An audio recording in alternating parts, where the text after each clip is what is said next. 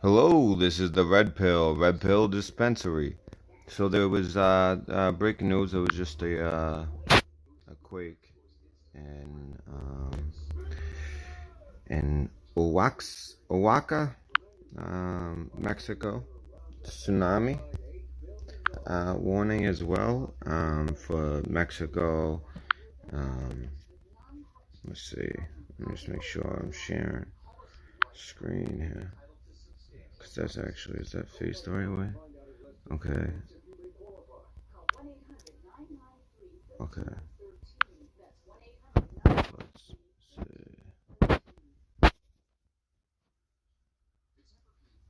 Okay.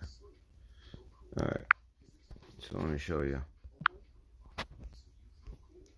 what's basically the best information.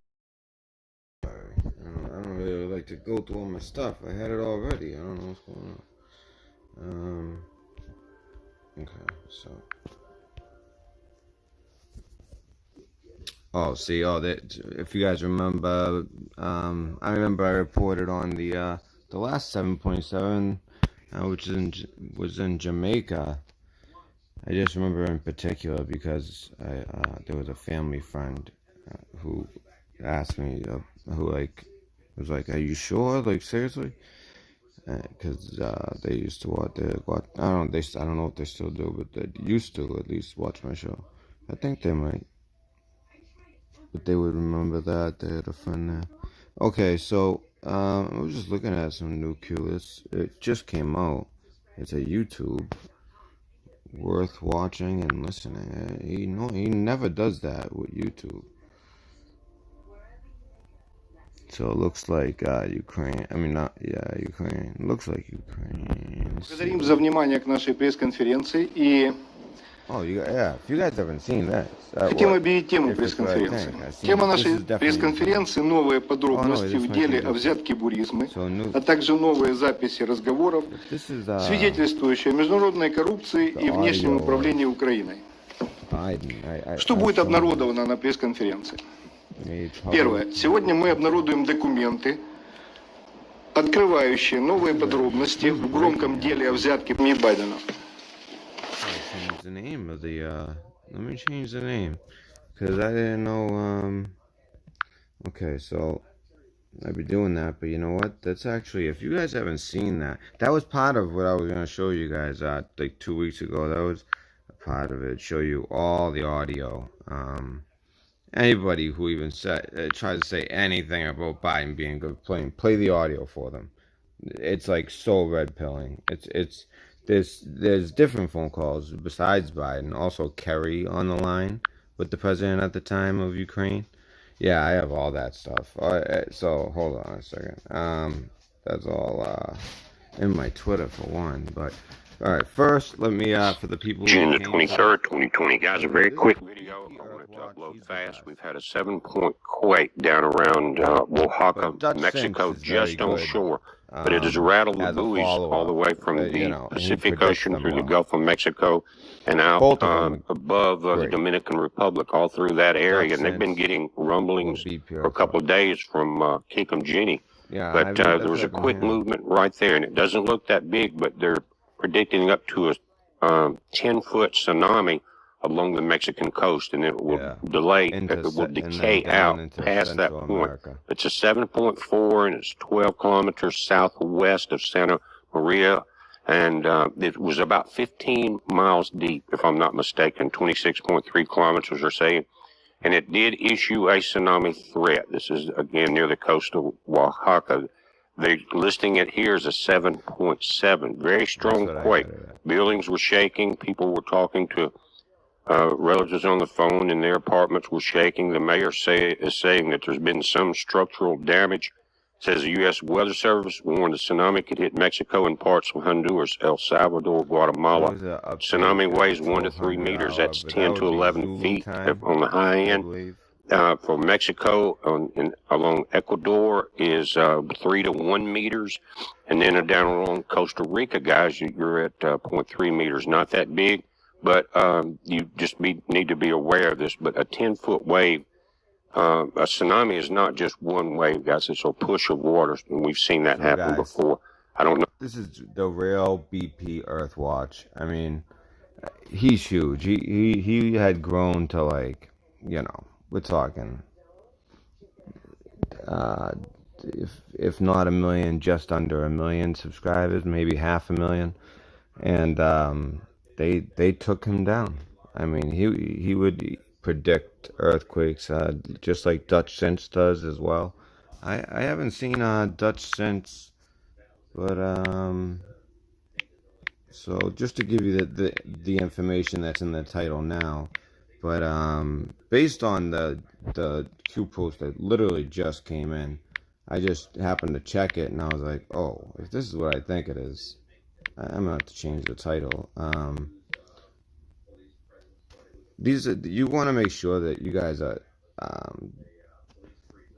yeah. So he's talking about it here, or is about to premiere. Premiere is 1:30. So if it starts, you know, he does well at predicting them as well. He understands, like, he looks for places where they're doing fracking. Yeah, like that's one thing where I don't, like, kind of like, I understand, like, the industry, but really, I mean, they're agreeing to not take X amount of oil out of the ground. That was the deal made OPEC plus Mexico, U.S., Russia, and that's just for economic reasons. They had to get gas under control, if you guys remember, during the coronavirus at the beginning. I mean, it goes, people don't remember it, the OPEC plus, but it was huge. I mean, you know, sometimes it takes a true, like, you know, something really bad like coronavirus, and they realize, like, this is the whole world economy is going down, that we can't let this happen to the oil, so they all stop the supply of oil, slow that down big time, and all of a sudden the number for each barrel goes back up. I mean, it was getting real low.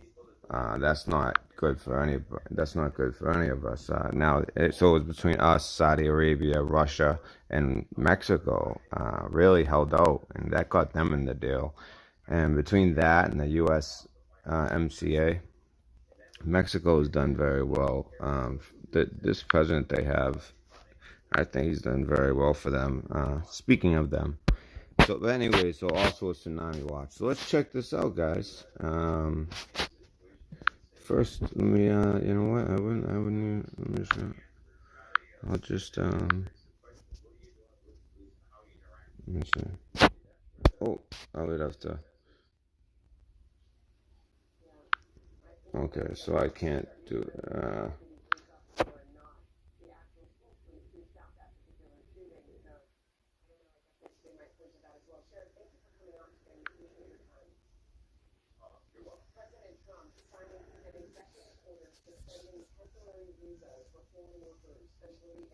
Oh, yeah, and Trump. I love the EO he signed. It's sad for the immigrants that, you know, just want to get working visas, but, you know, I mean, you know, with Americans hurting, it's important, definitely for right now, to make it so that every company has to at least, like, make an honest attempt to hire American before they look for any visa from another country. I look to get a visa for someone from another country. So let me just change the name. Mexico tsunami warning. Also, let me see. We'll just say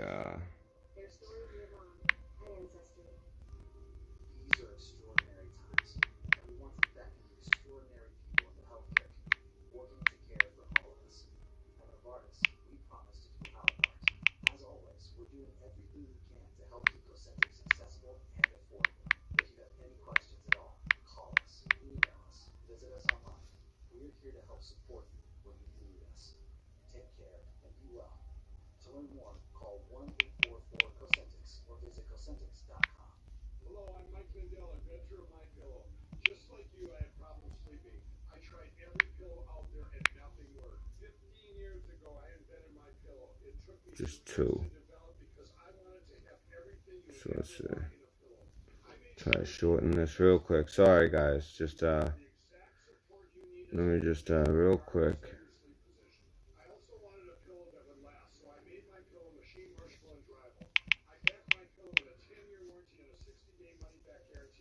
Alright.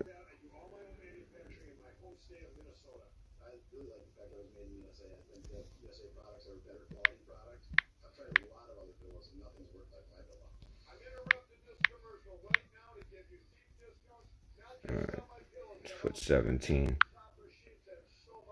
Okay, so this should be at least what's showing up for people. I don't even know if that even made a difference, to be honest. Okay, whatever, because I'm on Streamlabs anyway. Okay, so alright, cool. Alright, so let me get to that. Let's check it out. Добрый день, уважаемые зрители, слушатели, коллеги. Благодарим за внимание к нашей пресс-конференции и хотим объявить тему пресс-конференции. Тема нашей пресс-конференции – новые подробности в деле о взятке буризмы, а также новые записи разговоров, свидетельствующие о международной коррупции и внешнем управлении Украиной. Что будет обнародовано на пресс-конференции? Первое. Сегодня мы обнародуем документы, открывающие новые подробности в громком деле о взятке представителей компании экс-министра экологии Злачевского, его газовой компании «Бурисма», а также семьи Байдена. Второе. Мы обнародуем новые записи телефонных разговоров с голосами, похожими на голоса Петра Порошенко и Джозефа Байдена, свидетельствующие о фактах международной коррупции и госизмене на высшем государственном уровне. Третья часть конференции будет посвящена презентации колоссальных Байдена и их американского связного ничего, лишь бы только Яценюку.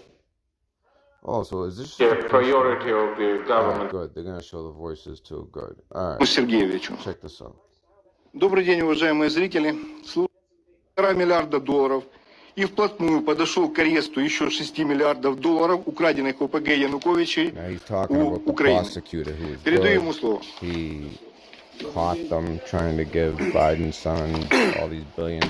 Добрый день.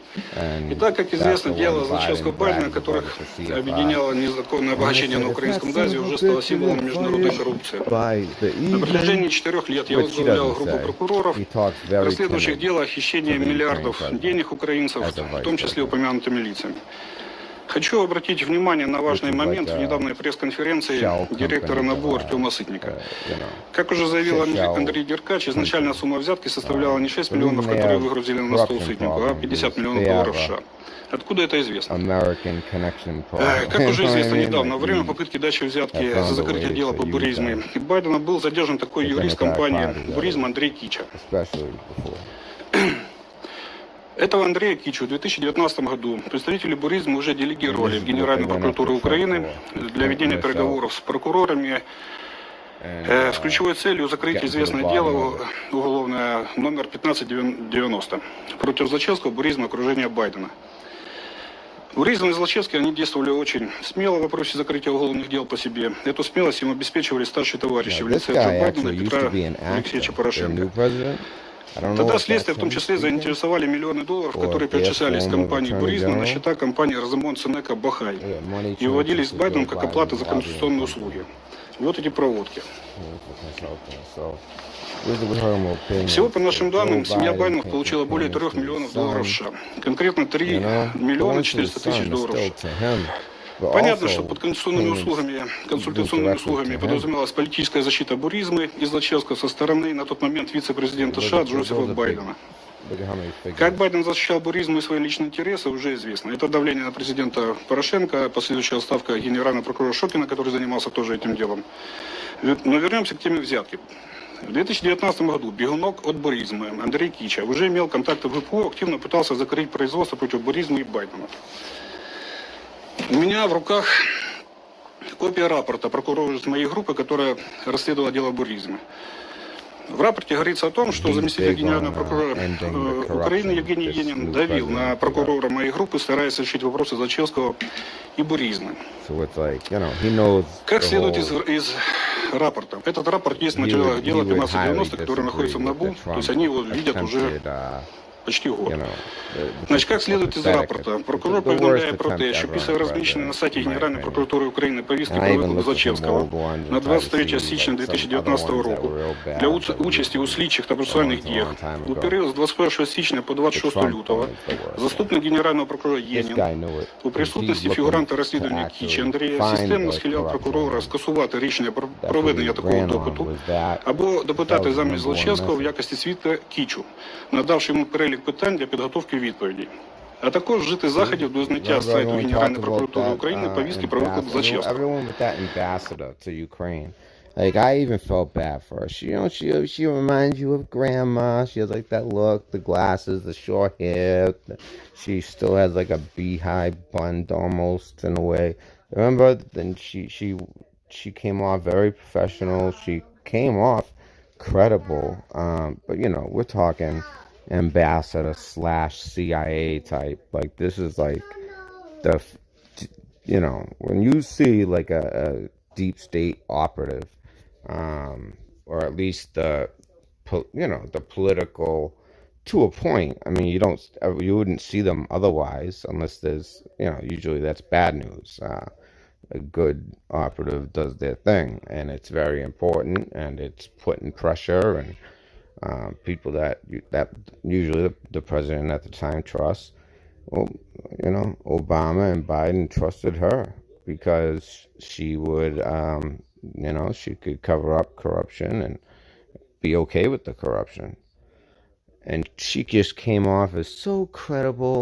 And, you know, when they had her in front of, turns out she told a bunch of lies then too, or didn't remember, you know, when it's clear she did. Like, these are major things. So it's just kind of funny, thinking back to all these things that we had to stick through for years. And then it all comes out. Here's all the truth that we knew, that we, at least that we were reporting here. При цьому Єнін запропонував прокурору підтримати пряме спілкування з Кічою з усіх питань, які будуть виникати щодо Злочевського, що утворило передумову для подальшого провокаційного листування телефоном з боку Кічі, надсилав зображення купюр доларів США тощо. Указанные в этом рапорте обстоятельства прокурор доложил генеральному прокурору Луценко в присутствии Енина на нараде 12 квитня 2019 года. Это, кстати, тот самый Енин, которого Порошенко оформил на должность заместителя министра иностранных дел. Он новый вид Зеленского для контроля чувствительных тем для Порошенко, Байдена и их американского связного Джорджа Кента. По информации журналистов-расследователей, практически еженедельно Енин имеет связь с Джорджем Кентом и информирует по чувствительным темам его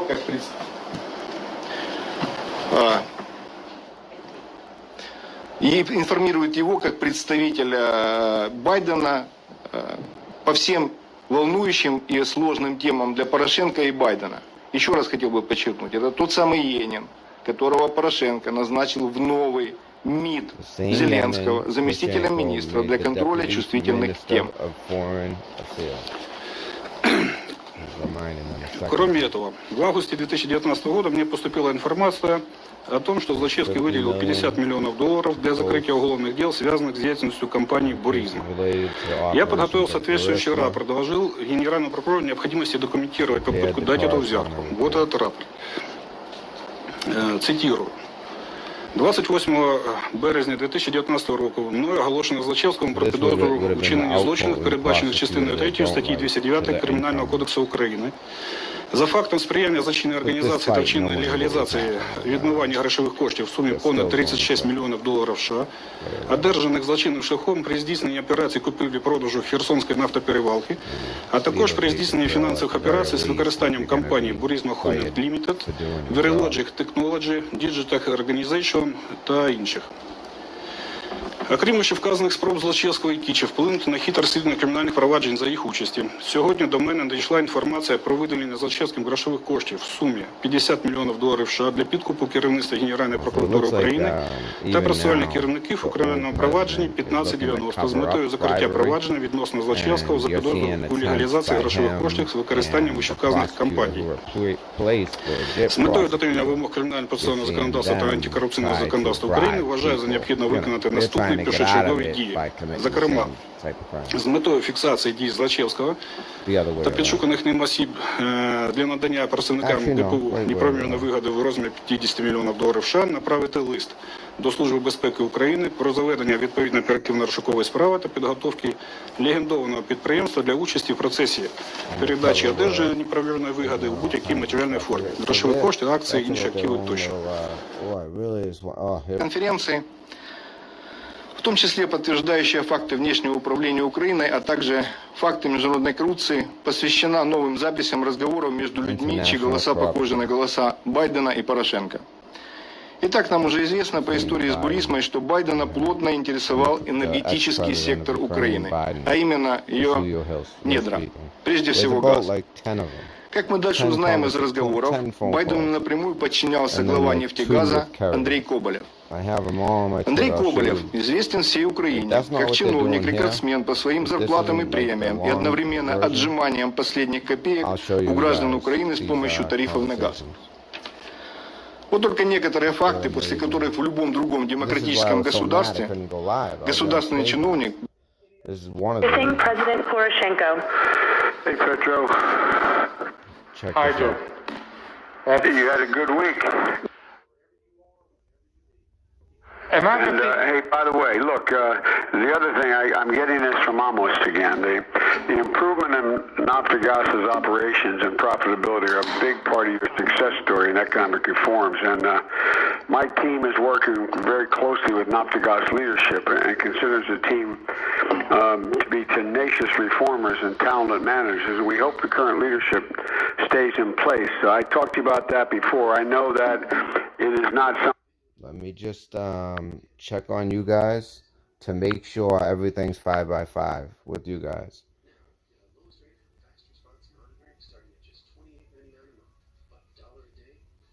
Oh. Wait. So no sound? Wow. Well, they're gonna show you at least the work. Wow.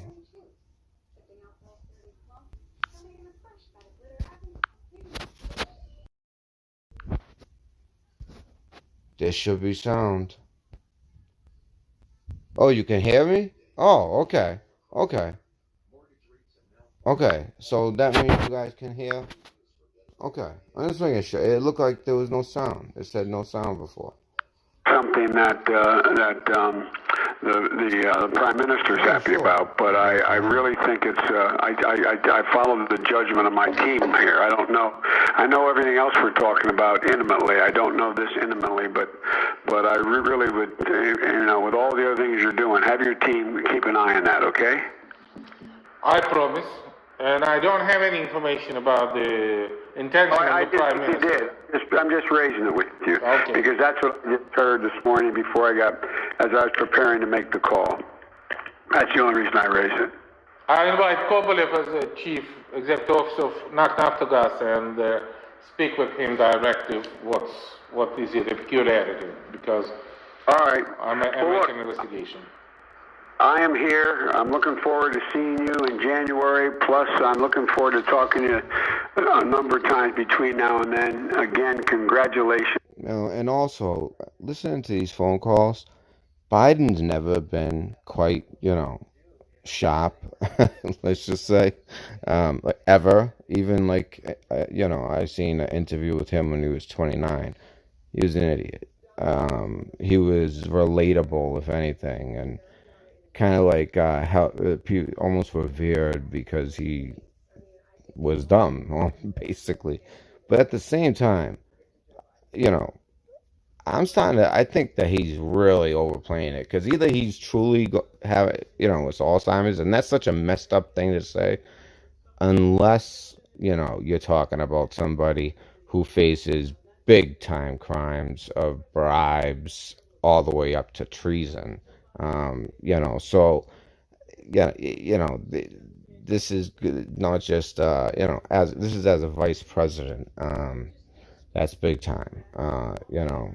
If he had become president, huge conflict of interest. I mean, just trying to look into this got Trump impeached, just for looking into it. So, there's a lot there, obviously. They really wanted to, and then they picked him as the candidate. I don't know if he's gonna claim that, a doctor talks to him, he's in stage whatever of Alzheimer's. Like, I feel like I just can't believe that this is actually who their big hope is with all their plans. And their plans seem very stupid, but it's when you see the long game with them. They play the long game, and all that stupid shit is, there's big plans behind it and big ideals. It's desensitizing as well.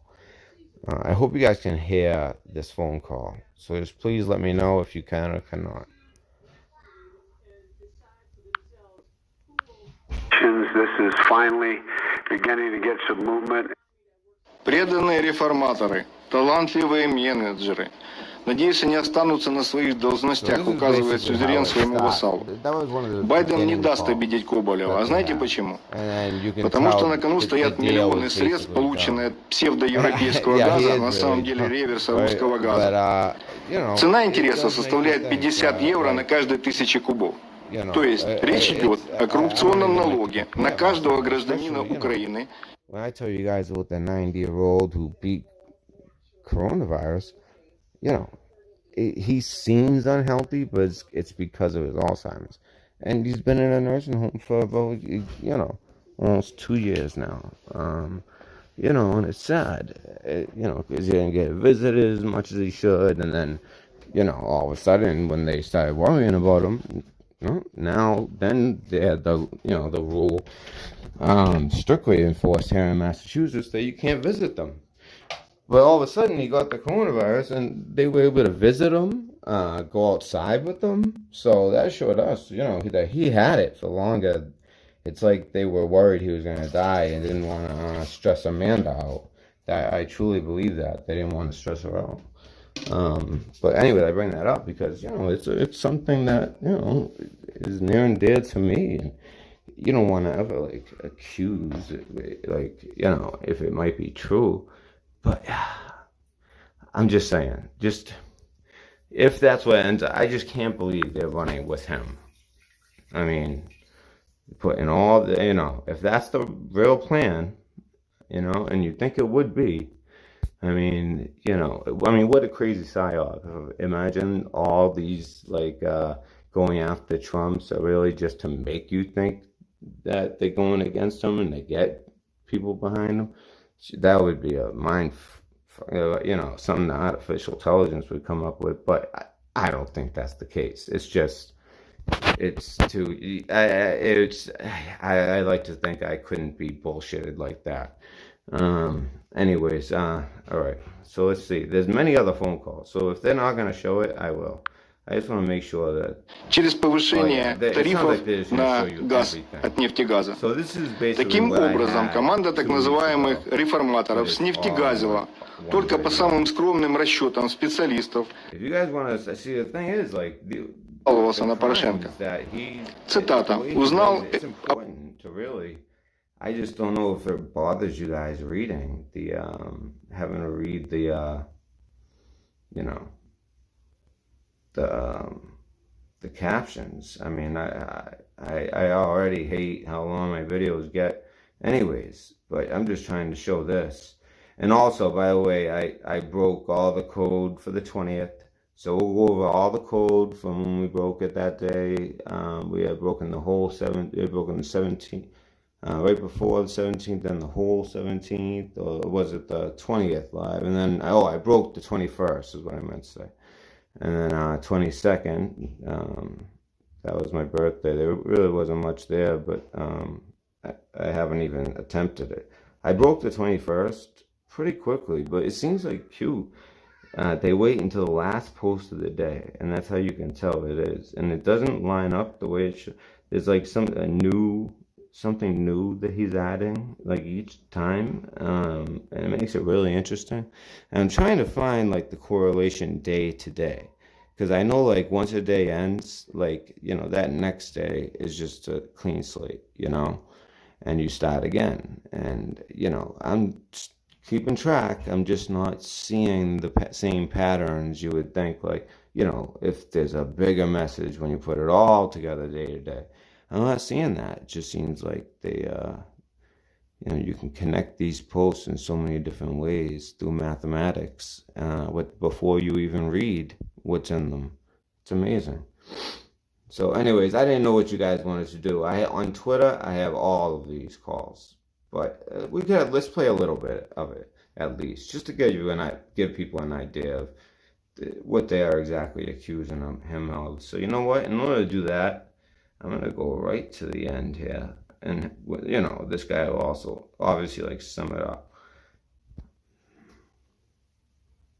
Органах правоохранительных. Тогда точно бы не было истории, когда кто-то вырывается в кабинет генерального прокурора, устраивает там истерики. Извините за эмоции. Все-таки для уточнення хотілося б дізнатися, чи була проведена експертиза щодо відповідності голосів, і чи буде вона проведена. Кулик, он больше был погружен в тему буризма. Меня бы, например, интересовало, я хочу обратиться к нашим зрителям, если у кого-то есть материалы, такие материалы должны быть о передаче средств с одной из компаний Злачевского, возможно, подчеркиваю, передаче средств на компанию, аффилированную через Кононенко с Порошенко. С удовольствием мы готовы за вознаграждение даже забрать у вас эти документы. Мы для этого создадим определенный фонд. Да, пожалуйста. Я, если можно, секунду прокомментирую, может, это сможет вам помочь. Смотрите, там в Украине все производства остановлены по Злачевскому, по буризму. Здесь вы не найдете никакой информации, вам ее не дадут.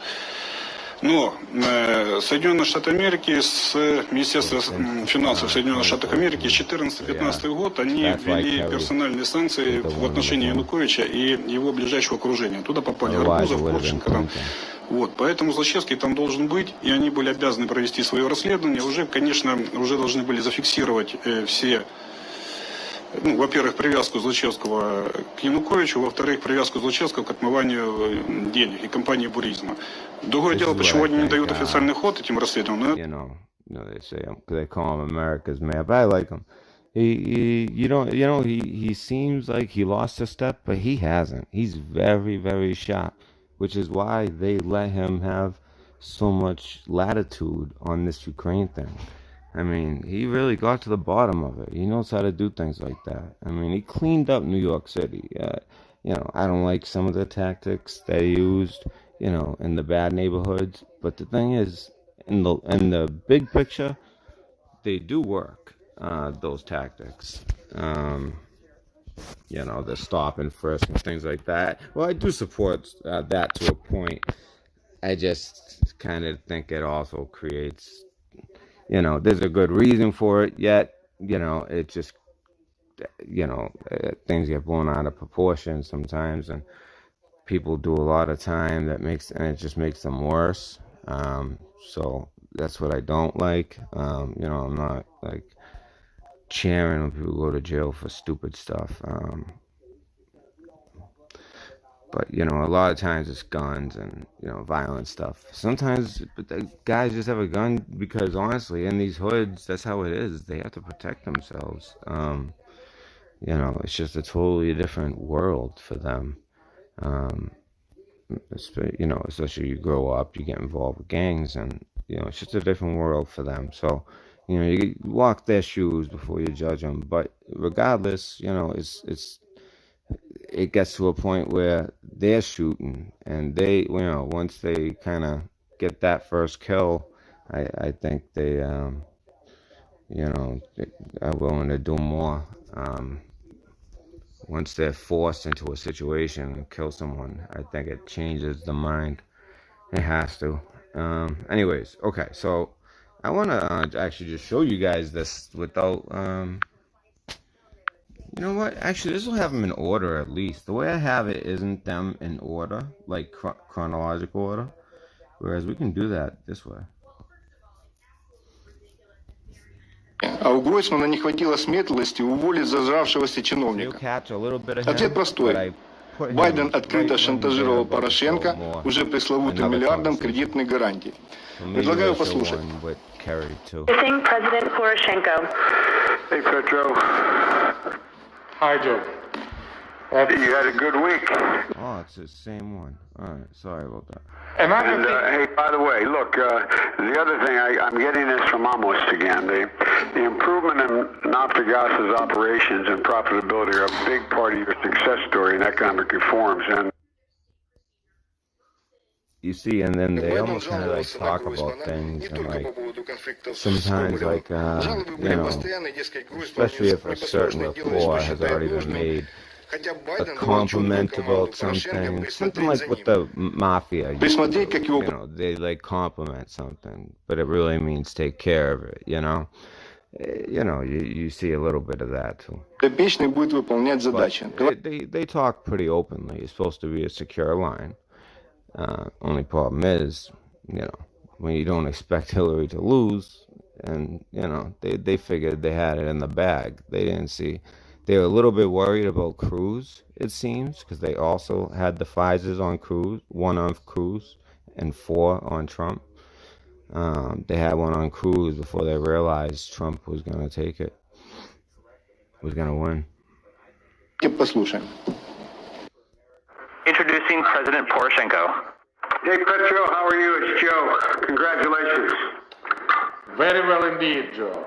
I'm really happy to hear you again, and as I promised to you this week, excuse me, my phrase, our parliament saved our ass, as you told me in Washington. And Yeah, it saved. Wow. Our parliament saved our ass, as you told me in Washington. So it's something that Biden told him when he was in Washington visiting on a state visit or whatever, or maybe just said through, I don't know, an ambassador, like, you know, a corrupt ambassador, like that sweet woman that we all saw and everyone felt so bad. And, you know, it almost seemed like there was a, you know, that was like the best testimony they had towards impeaching him. It was just like what the failings that like triggered in people. I knew it was bullshit, and I still was thinking to myself, she's good, and I started even thinking like, well, maybe she wasn't exactly involved, you know, but she was she was a crucial person to have. Not that they don't have, you know, another 100 suits that they could use, but she was had historical significance as far as like being in Ukraine for a long time. You know, I mean, she had an amazing, what looks like an amazing record. It's just you have to now look at a record and you realize it's all places that have been totally corrupted by United States money. Anyways, because there's never been a difference. The whole like dual, you know, Republican and Democrats, the same bullshit. That's true.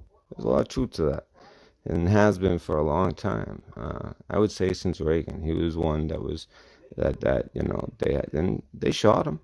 You know, they took a shot at him. They shot him. You know, I mean, I think he actually toned it down when he was shot. He didn't have like a big plan like Trump seems to. I mean, look at what we're listening to. This is unbelievable. I mean, saved our ass, he says. Unbelievable. That is just like, that's the best. I had heard that one, but I forgot about that part. This is good. By the way, I spoke to Roisman at length. I emphasized, and I was very positive, but I emphasized that one of the reasons people thought he was the right choice inside and outside of Ukraine was that he was going to have the courage to now do what was the harder thing, even harder than getting the government, that he was going to actually step up and with your help move the RADA to make the genuine reforms. There's 11 major changes plus the tariff on energy. And I told him that if he starts that and shows any progress here, I'm going to be able to get the Congress to not push back on our effort to get you another $1 billion.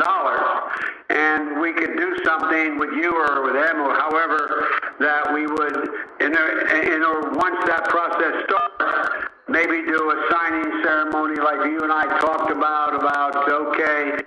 So there you do. You do it right in front of everyone's face, and it's like, all right, we're giving you $1 billion. We're also giving you another $1 billion on the table. So that $1 billion on the table, we're gonna friggin' play with and have some investment where we make much more than that off it. And then the $1 billion that's even public, half of that, you give to me. I'll make sure some goes to you. We're both good. There's a lot of that. You scratch my back, I scratch yours type of stuff. That's capable of being done in these types of situations. When you have someone that's willing to play the game and knows the game and has been in the game their whole adult life. He started at 29. He looked like he was campaigning or just elected, and he was saying some stuff that black people are hearing now, and he's not their hero anymore, just because he was with Obama, at least the ones that are actually caring to do the research, the minimal research. I mean, just some of the things he says has to make you turn your head, but people like that about him. They think it makes him more relatable, and I guess it does, in some ways, at least. And maybe that's why they might be going with him, for that reason alone. He's the only, out of all the candidates, he would do best in, let's say, what you would call Trump country, on paper at least. Knowing that this existed, I just can't believe he's going to be their runner. Maybe they know that he's going to get taken down. They have someone waiting. They're going to push right in. I still think it's going to be Stacey Abrams. I mean, she looked like she was they called it a special call, and it had her and Biden, and nothing happened. And you could see on her face, and actually Jimmy Dore, if you guys know Jimmy Dore, he's like a liberal in Hollywood. There's a political show, but he's like Joe Rogan, but even more to the right of Rogan. He really, he's like a Bernie. He's a Tulsi guy, and I like Tulsi. She's the only one I like, really. I used to like Bernie, but now you see his ideas playing out in the streets, and it's just, you see the type of people who support him. It's a bad news, real bad news. That's been worked on for a long time.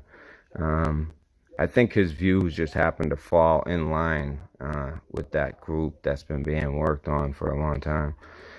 All right, so let's continue. Sorry for the long. As you move forward, when you get as you move the IMF stuff, we will provide another $1 billion. See, there's the other. Да, кстати, Петр Алексеевич Порошенко, бывший президент Украины, недавно давал интервью CNN, там он сказал, что Байден на него не давил. Ну, судя по записям, наверное, просто лизал. I should just let it play. See, for now, I'll let them play in entirety, because I basically just did that whole talk saying, then there's another $1 billion that goes under the tip. Well, that's it, the one, the IMF he was just talking about. So, all right, so they continue. Yeah. В следующей записи Байден дает... Actually have Groisman, who I... В следующей записи Байден дает задачу Порошенко лично проконтролировать Гройсмана, как тот будет выполнять требования МВФ. Давайте послушаем. Introducing President Poroshenko. Hey, Petro, how are you? It's Joe. Congratulations. Very well indeed, Joe. I'm really happy to hear you again. And look, we have mixed several questions. Hillary does it like this, but they seem to get a lot of their money. Also, they have a good plan for afterwards. She gives a speech, boom. It's something you've seen, he learned from her and Bill as far as that. You see him doing the, talks for money. He even joked about it. And then literally went and did exactly what he joked about. It's just... the corruption was all that. I mean, it was like symbolic. That was the one where he went after Trump, I think. Oh no, that was later on. That was his last one, the Obama one. He thought he was dropping the mic. I can't wait to see him in the next phase of subpoenas. Question. Point number one.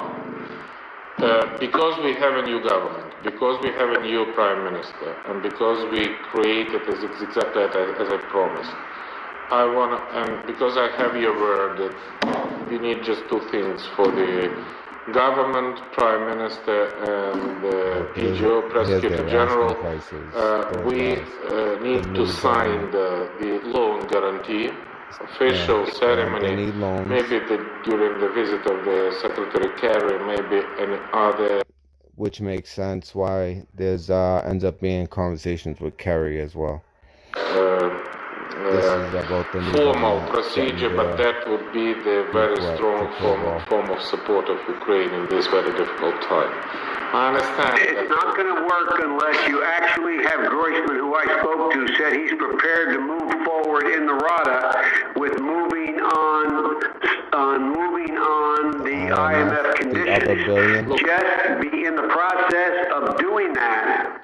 And that's why I'm saying if you start to renegotiate, everything back here is going to be put on hold because the enormous pushback we're going to get from the Congress. So basically, so all you got to do is do what you said you were going to do, and we can do exactly what you said. And I spoke in detail to Groisman. He's basically saying, look, I think that this is two separate things. Separate thing about the signing ceremony, this would be the conditional that the loan guarantee come in force only when we have IMF memorandum agreed and executed. But the signing ceremony is that we're finishing the formal procedure, and that would be a very strong signal of support of Ukraine in this time. At the same time, I insist that both IMF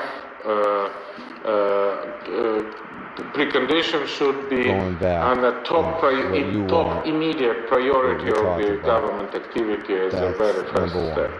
Because of that, next week I make a special session of the National Council of the Reform, make a pressure that we should undertake what we agreed with the IMF. Right, just for even implying that, was there any pressure in that phone call? I mean, the word pressure is being used in a way to describe how they're gonna push through, the putting through the system and coming back to them couple billion. I mean, it's unbelievable. То есть Байден прямым текстом говорит Порошенко: заставьте премьера сделать то, что нам нужно, и получите свой миллиард. Как мы все помним, в итоге Кабмин Гройсмана повысил тарифы для населения Украины, прикрываясь тем, что это не его воля. Где-то примерно так это и было. Порошенко слушался Байдена в большинстве вопросов, которые касались управления государством. Коболев, тарифы, Хокштайн, коалиция, премьер. Все управлялось через Байдена. С Байденом Порошенко, как известно, согласовывал и кандидатуру генерального прокурора. Давайте послушаем. So basically, Biden would tell him how to run Introducing President Poroshenko. Hey, Joe, how are you? It's Joe. Congratulations. Very well indeed, Joe. I'm really happy to hear you again. General Prosecutor Office. As we agreed, I want to thank you, by the way, during my stay in Washington, Tori sent me a signal about the support of Mr. Lutsenko. I just want to have a confirmation signal from you. Yeah. And the deal's still on, right? I have a meeting with Arsenio Groisman tomorrow. Ask him to support Lutsenko and to accelerate the process for the consultation with the fraction. And next week, sounds like the U.S. part of this. They said, listen, the confirmation signal. That's still part. That's a piece that's part of our investigation. So just don't play that part. Just don't have the transmission of it. Just a blank. No answer. Interesting. To have a voting on the General Prosecutor Office. And I hope that the signal of support would be vitally important for me, and he is already present to me first of all, he has a clear picture of the reform in General Prosecutor Office. Yeoman, for instance, a yeoman in the military, someone that does like paperwork, but anyway, it's like a yeoman that speaks Ukrainian. You're Russian, you also know Ukrainian, let's say, but you're an American, and you're a patriot. You would probably have definitely actually, I'm sorry, definitely, because of this, with this type of content, have a clearance, and even a little extra on that clearance for sure. You're dealing with, national secrets. You're listening to the vice president's phone call, potential president, which means that you probably do the president too. Yeah, so the ones, and they have to write it. They have to do keep an actual record of it. Which they did of Trump's call, and they didn't think Trump would release the call. That was just unheard of. You never hear calls between leaders. Never. You just don't. Maybe Kennedy and Gorbachev, during the Cuban Missile Crisis, because, that was just an amazing piece of diplomacy over war. All his generals were, ready to go to war. He stopped it. Just through having a personal relationship, which is something our president at least tries to do with everybody. Speaking about Trump, I like that about him. People that rubbed them wrong at the beginning, they're like, what? He's gonna meet with who and what? They didn't want him meeting with Putin. The real reason was they didn't want him finding out that all that he's being accused of, well, yeah, that does exist with the U.S., but with the people doing all the accusing. It's the other way around.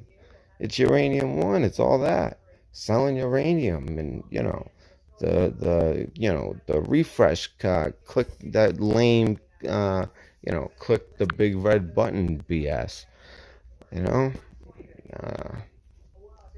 Trust me, Putin's no angel either, ex-KGB operative, but I think that there was a point where the U.S. had gone so corrupt with Obama and Hillary and Kerry and Biden that we were basically on no better of a moral standing grounding, at least at our leadership. All right, so let's continue. And he is interested very much to work with the United States on the reform, to have a permanent representative of the United States in the General Prosecutor Office. As an advisor, we have several possible candidates for that, and I would be more than happy to launch this process immediately. Okay, no, Petro, I've never misled you. Петр Алексеевич ради миллиарда готов был чинить тиск на всех, на кого мог давить. Ему нужно было получить, цитирую, только сигнал поддержки. Другими словами, прямое указание. Например, такой сигнал по поводу назначения Луценко на должность генпрокурора он получил от представительности. Петр Алексеевич ради миллиарда готов был чинить тиск на Важно, чтобы после Шокина дело Буризма и близких Байдену компаний было спущено на тормозах. Учитывая, что фамилия Байдена на днях исчезла из подозрения, а закрытие дела, который раньше предлагал 50 миллионов, за которое раньше предлагал бегунок от Буризма 50 миллионов, растерялась где-то по дороге, тема Буризма и тема Байденов, и Сытник продемонстрировал только 6 миллионов всего. Вместо того, чтобы продемонстрировать 50, 44 осталось по дороге. Будем считать, что Байден, собственно говоря, сегодня свою задачу выполнил. Это не первый случай, когда НАБУ сливает дела.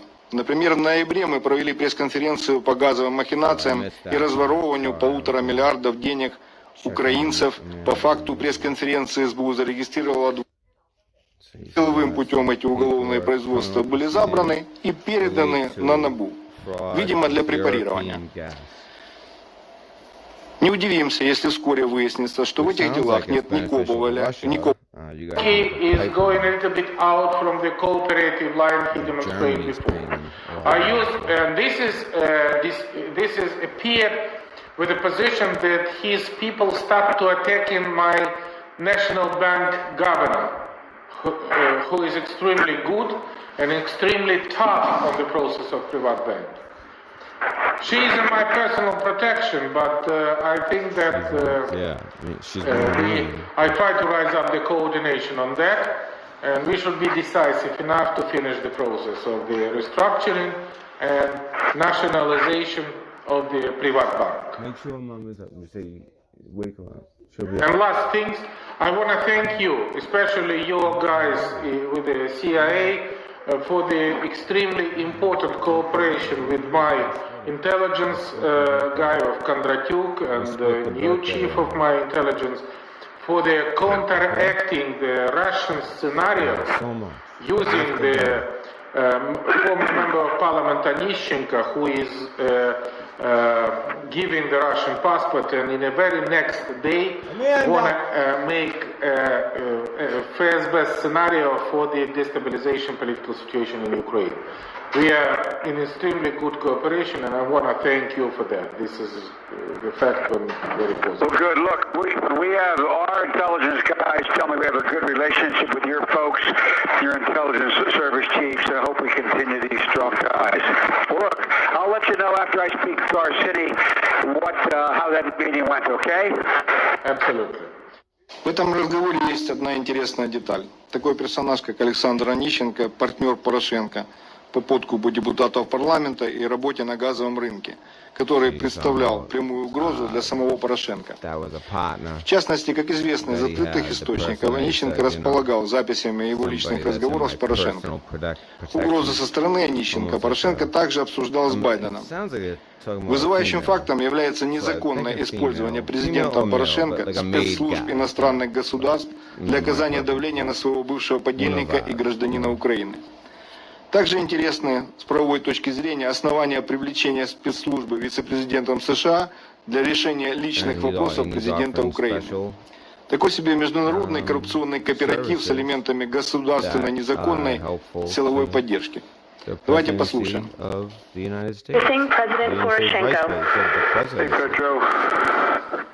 Hi, Joe. You had a good week. And the third thing, I want to thank you for the absolutely clear signal, Department of Justice, about non-cooperation with these criminals, Onищenko, Pogudu. As far as I understand, he made a Skype conference in Washington, so he don't go to the US, but he make it from somewhere in Europe. And he said that he is cooperating with the FBI, including the investigation and polygraph. I'm not afraid, please, let FBI do whatever, but he is completely discredited person, and I would be happy if he launching the cooperation against him for bringing him responsibility in the absolutely independent National Anti-Corruption Bureau, and if it is true that FBI working with him, at least I want to know that. No, they are not. I told you the FBI concluded he had nothing, and they stopped. That was it. There's no reason to talk to him again. Okay. I will check that and confirm that with you. Как видим из записи, Байден глубоко вовлечен в процессы давления на Онищенко, как реальная угроза его подконтрольному президенту Украины Порошенко, а также конкурента компании Буризма на газовом рынке Украины. То есть теперь понятно, кому должен быть благодарен Порошенко в ликвидации угрозы Онищенко.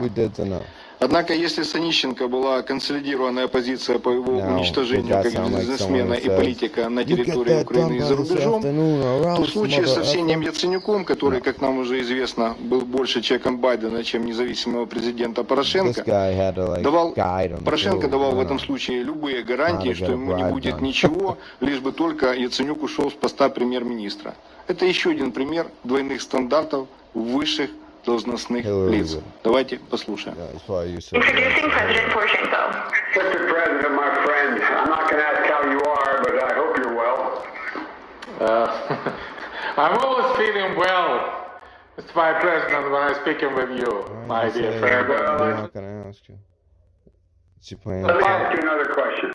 My guess is our city is worried about if he steps down as prime minister, he loses his immunity.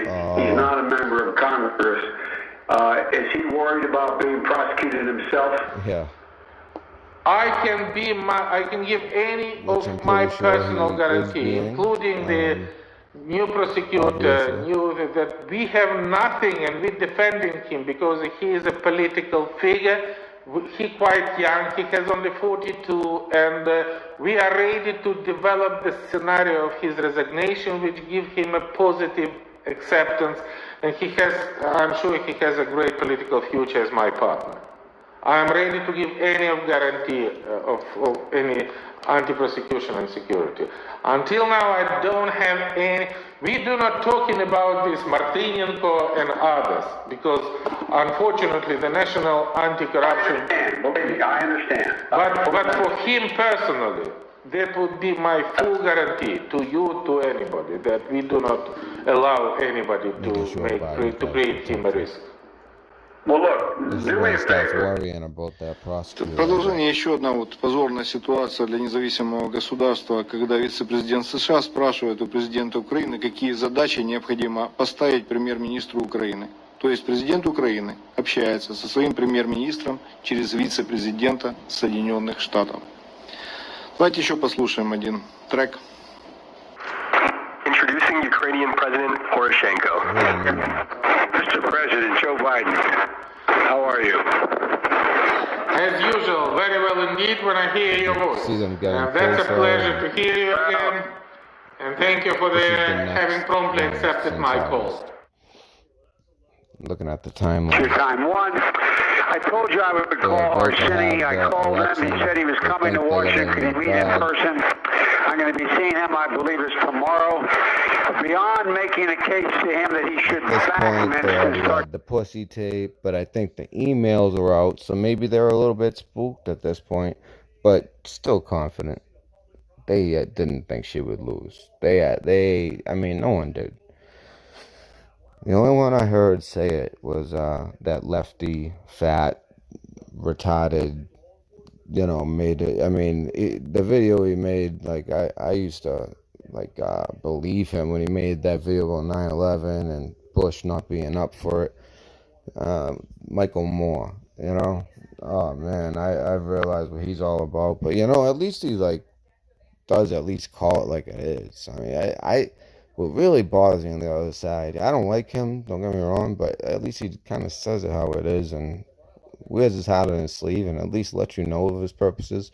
It's the ones that are just so corrupt in the everyday media that really go through me the worst, as well as you know, the obvious political leaders that are doing this dirt. Especially the ones that have been involved in the fight back against Trump, whether it be behind the scenes with the shadow presidency, which is basically run with Kerry as the vice president. You know, that's like how it's run, the shadow presidency going on behind the scenes. It's all the president and Kerry kind of leading the way. You know, obviously people like Schiff and Pelosi, they're involved, you know, but they're, you know, they just do their part in the current political climate. They're taking orders. To speak to it, what else would you like me to convey to him? Point number one, this is the very strong coordination of his minister, because I really have a problem with Avakov, because the French ambassador came to me and said that she was extremely disappointed, not only with the statement of Avakov, but also with the meeting with Avakov of the French ambassador, who was very aggressive, means Avakov, and the reaction of the French side would certainly be. And I think we absolutely don't need that. I asked Avakov, don't do that. I agree. And I think that Arseniy also should do something. And other things, I think that it would be extremely grateful if you encourage message to Yatsenyuk, be fully supportive with the government activity, including the ongoing budgetary process, and to start a coordination, not only in general about Minsk, but go in details that he support the line provided by me as a president, and we are one team and one coalition. And with that situation, I think that would be extremely important to promoting the Minsk and to support the government, no matter if he liked government or not. And it was really the time on the public, we should support them, because this is the only way how we do that. And I think we reached the results. I will do that. Видите разницу между подходом к преследованию Онищенко и к гарантиям Яценюку? Вернемся к Приватбанку. Национализацию Приватбанка Байден называет лакмусовой бумажкой выполнения обязательств Порошенко. Давайте послушаем этот разговор. President Poroshenko. Hey, Petro. Here we go. This is after President Trump wins. Do you notice the difference in his voice? Oof, oof. It's almost like that call, like, all right, you hear him? So this is, as it showed, December.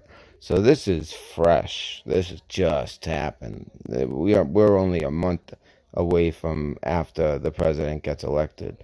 But this is during that time. So December, when he was given that Medal of Freedom on the exact same day that he unmasked Flynn. Which, you know, there was no reason for him to do the unmasking at that point. The whole cabinet had unmasked Flynn, including many ambassadors, including the Ukrainian ambassador.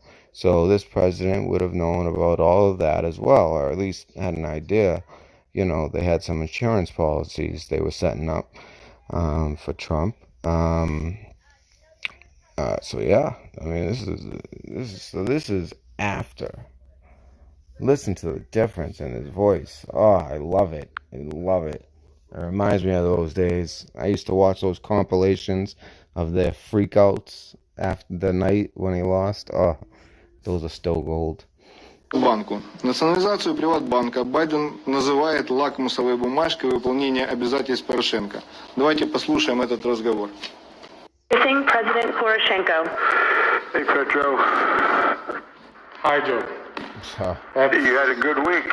We got the Dutch in line. Sanctions are rolled over. You're moving on. Yeah. Nationalizing the bank. The IMF seems like they're moving your way. Move the money. Move the money. Man. Dutch bank. Not bad. And twice a week I have an opportunity to speak. I think you're getting overpaid. Twice a week I have an opportunity to speak with you. That's also a very good sign. And I'm really, Joe, glad to hear you again. I want to thank you for very effective phone conversation. You know, with the Prime Minister. Immediately after that, he was speaking from my office, and that was extremely effective because of your influence, we smoothly launched the negotiation about the nationalization. And as we agreed, we do the necessary steps. We still have some problems. The administration of the bank do not give all the electronic keys, you know why? do not issue the ballot. The investigation had already started. There were so many who were aware, and you know, even really just through the emails, I know that, you know, even the lost email and then Wiener's laptop, all those things had, you know, true patriots in the government. It was just a lot of you know, it's at the top, you know. Otherwise, a lot of these agencies that get a bad rep, they're mostly good people. Even the CIA, I mean, I might even say that. I mean, but then again, it's hard to say because it just seems like a lot of people in the CIA. I don't know. It's kind of one of those things, you know. Does the ends justify the means? And that goes for the ones that are doing things that, you know, have a ending that is good for Americans. I don't know. I just feel like a different type of agency. They need to just change their ways of doing things, which it seems we have. We're not in the country building phase where, you know, but we still have special forces and CIA agents all over the place in the Middle East. Don't be fooled. Balance, do not, but this is the electronic keys, you know. And another thing, Q is just about to pop off. Q started. When was? Oh no, it was like 10 months late after this.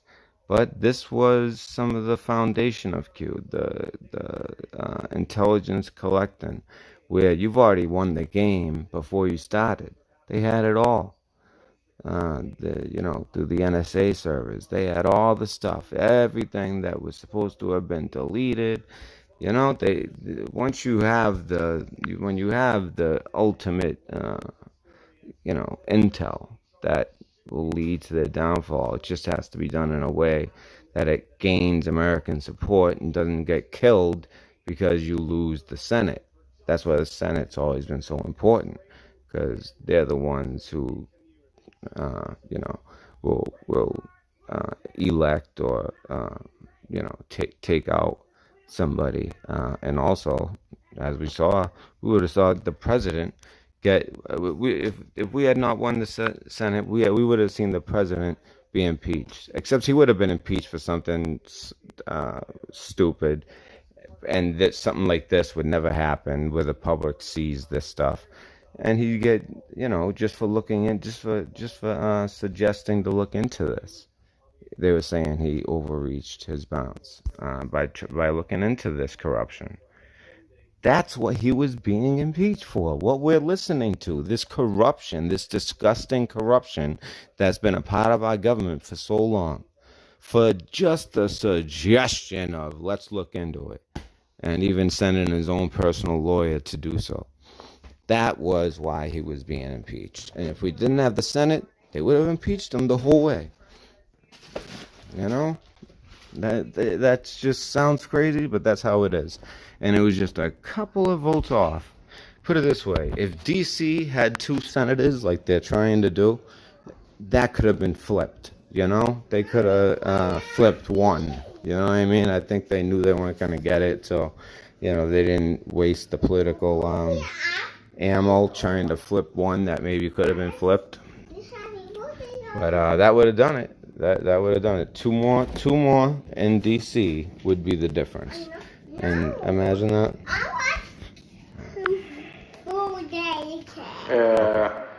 Local problem and we fighting. Do the cake later. And twice a week I have an opportunity to speak. I think you're getting overpaid. Twice a week I have an opportunity to speak with you. That's also a very good sign. And I'm really, really glad to hear you again. I want to thank you for very effective phone conversation with the Prime Minister. Immediately after that, he was speaking from my office, and that was extremely effective because of your influence, we smoothly launched the negotiation about the nationalization. And as we agreed, we do the necessary steps. We still have some problems. The administration of the bank do not give all the electronic keys, do not issue the balance, do not. But this is the local problem, and we're fighting for smooth providing the peaceful nationalization, assuming the cooperative transfer and ownership and management. I understand Christine's going to give you a call when you and I finish to talk about the details of that. But it sounds encouraging to me. You're a lot further than you were. I think this is 6 days after Biden did the unmasking. Like I said, the whole cabinet had done it. I found it really weird. So they had the big meeting on the 6th. Meanwhile, the first time they unmasked him was with basically any time she had the most unmaskings, which I don't really understand that, why she had to do so many unmasking requests, and they were just showing the requests that were granted, and she had 6, and she was also the first one to do it. Samantha Powers, she has red hair. She was a top ambassador, but ambassador to the UN, I believe. And very, very, she had been with Obama. She was someone that had been with Obama all along. So, she was probably, ran by Valerie Jarrett, just like Obama was, handled by her. And, she was the first to find out who that person was. And then that's basically, in my eyes, every time I saw her doing unmasking, that was the president himself doing an unmasking, because he found out. And then that's when Sally Yates, she was so surprised Obama had already known about this and about it at all.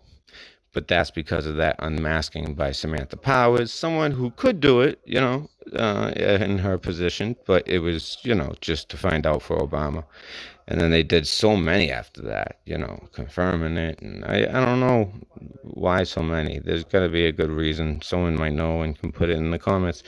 But anyways, they had the meeting on December 6th and added a secondary insurance plan, as well as another insurance plan. And when I say secondary, I mean they backed it up a little bit more. And that's when the last to do it, and the last one done, was on the 13th of December by Biden. He did it in the morning, and by 3 o'clock that afternoon, 3:30, it was, I remember the time was also shady. It was 3:32 or 3:30 or 3:33. So one of those, probably on a Friday. I forget what it was, but that was on the 6th of December, 2016. So Trump was elected, they're supposed to be about outgoing, but all they're talking about is setting the president up. And all of a sudden, they give him the Medal of Freedom that afternoon. It's almost like Obama was like, hey, it's almost like a criminal gang, we're all in on it. We all put our fingerprints on it. If you're going to be in this thing, we need to know you also have skin in the game.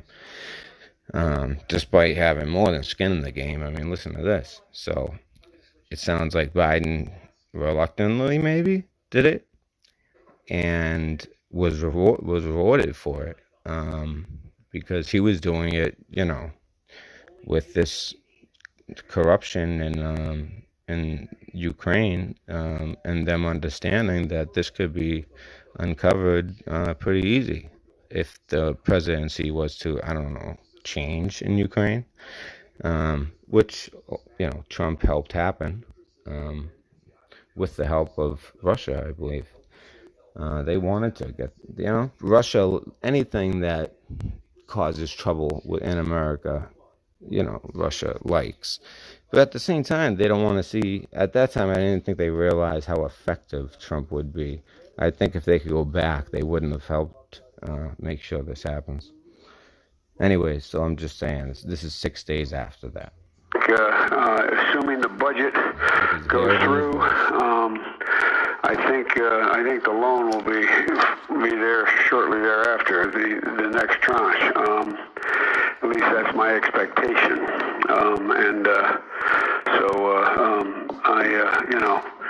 It's an awful lot of work, and I guess visa liberalization with the Dutch looks like we're there. So it's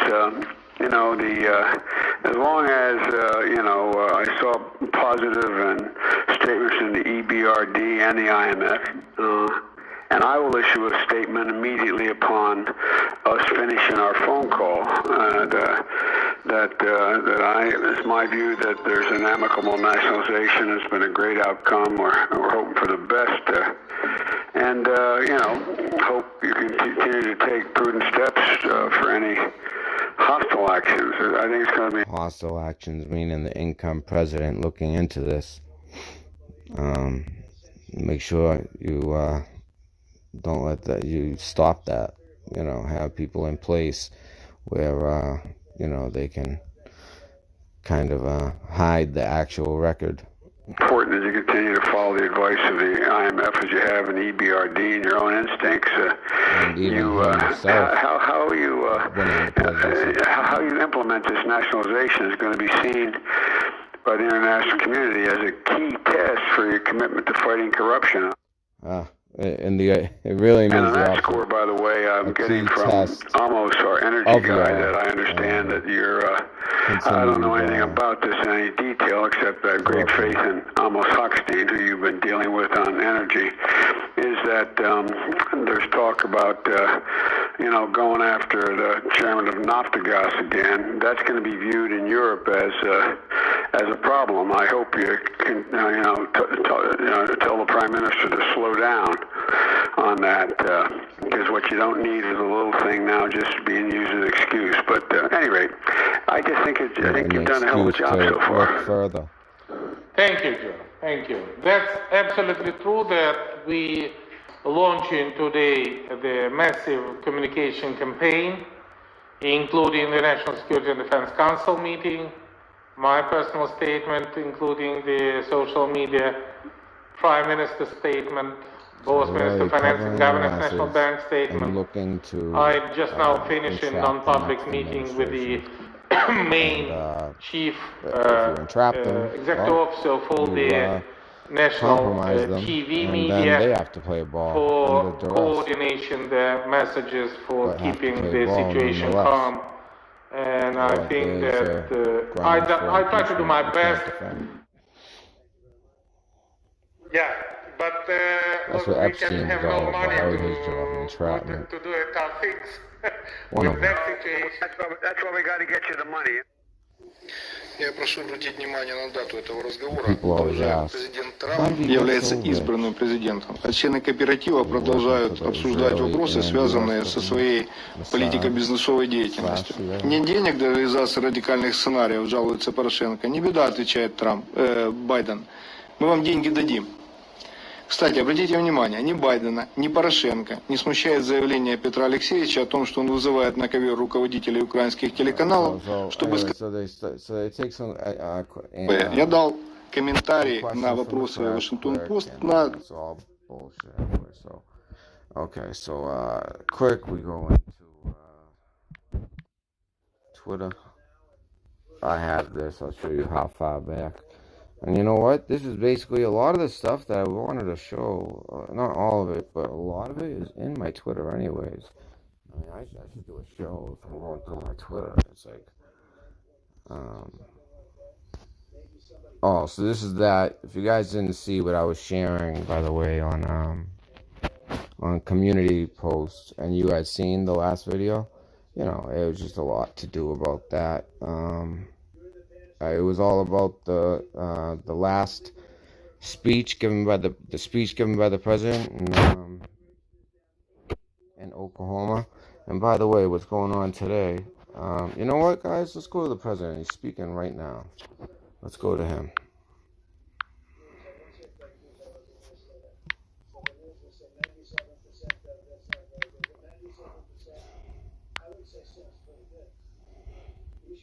Oh, they're gonna have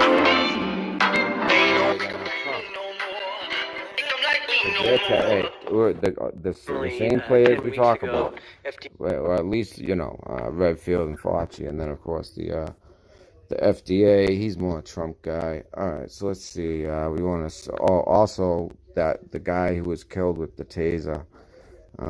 Another suspicious one. See, that one is genuine. It makes sense. Like, I could see a cop being like real jumpy nowadays. I mean, think how many cops, and in particular federal agents, I'm positive were hits.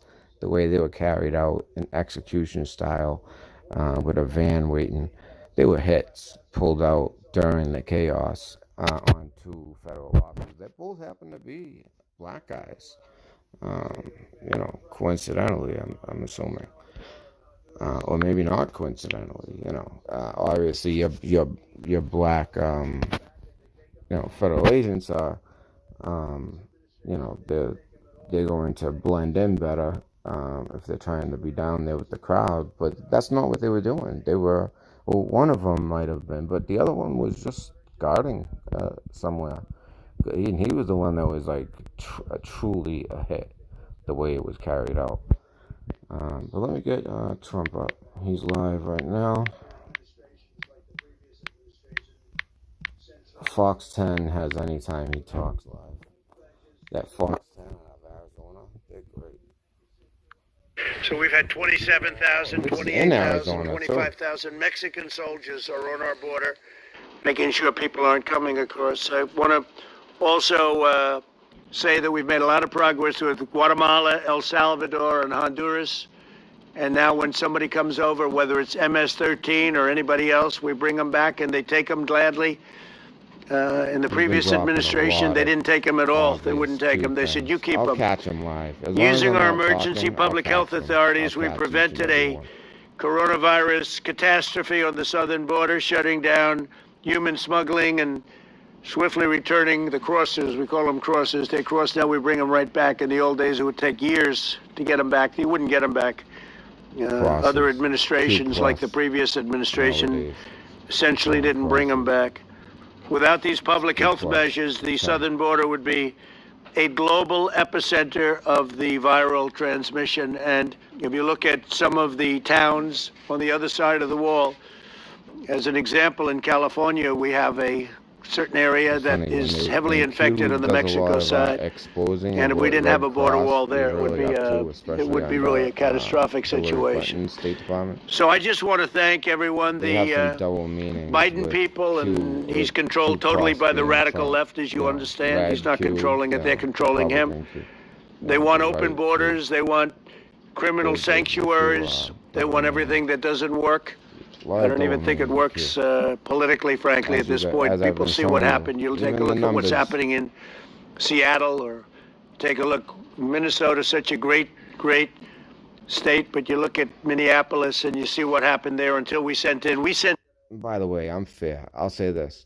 These shootings that just went down, like real bad shootings in Seattle, as well as rape, they have been going down just lately in Seattle, and all of a sudden now the officials are all saying, all right, we're not going to send people in after you, but if you could just, please, break it up. Yeah, we'll see how that goes.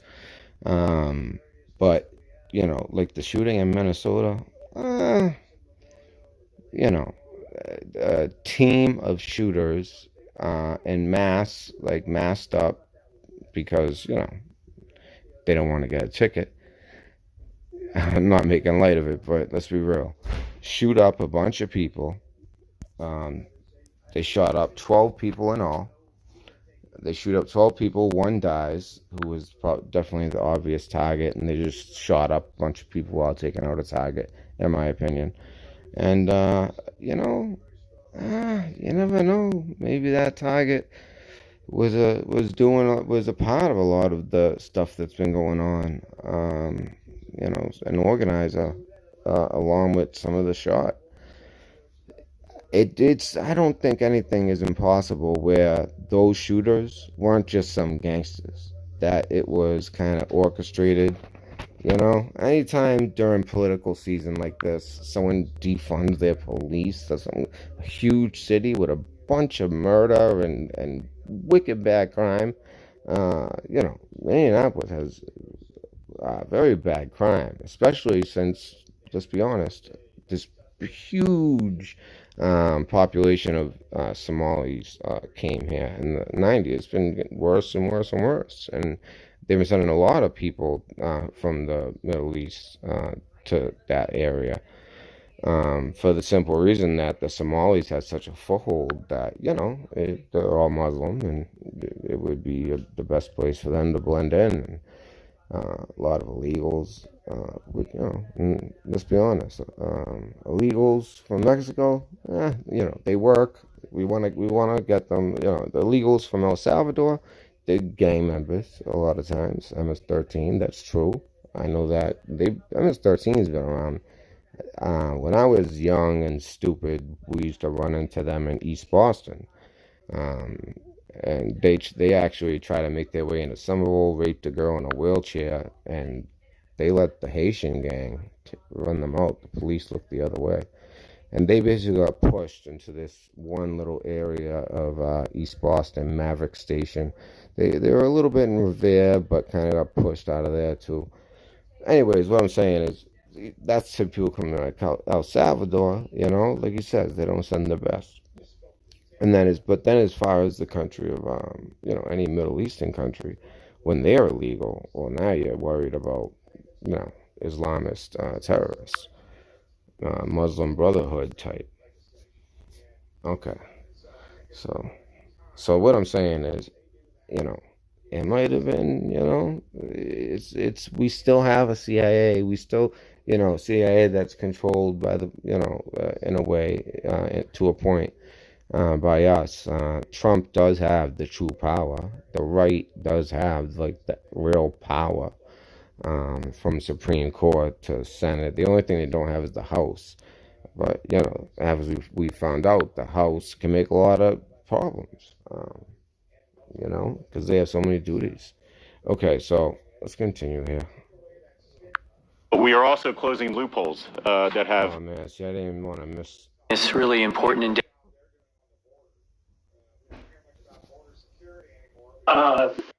Sorry about that. Sorry. I wish I'd shut up and let it play. I really This problem goes beyond a single center, and the centers report that they have encountered problems obtaining other data sets from CDC beyond COVID-19. Dr. Redfield, do I have your commitment to work with each of the 12 tribal epidemiology centers to ensure they get access to all the data? I mean, they have president. He said, I hope that guy runs, right? So I appreciate it very much. We won't forget it either. And several other very dedicated and heroic members of law enforcement. I met just a few of them back there, and they gave me a beautiful replica of the wall. A little shorter version, but that's okay. And we want to thank everybody. We're also joined by some of my very good friends and people I have great respect for. You have a great governor in this state, and he's been a great friend for the state, but he's been a great friend to our nation and does just a great job. Doug Ducey, thank you very much, Doug. Appreciate it. Talk to you in a little while. Appreciate it. Senator Martha McSally, who I hear is doing very well.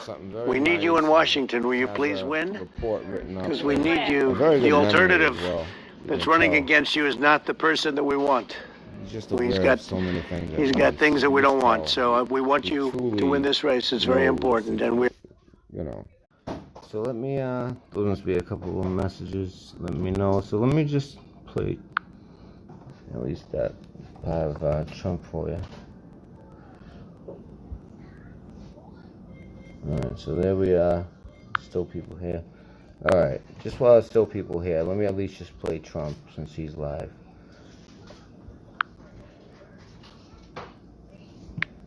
And, you know, like I always say, it's a live house. But, you know, it's even worse. When I have the mic, you rarely hear everything. But, still, it's a live house. Okay, so here we go. And we'll rewind.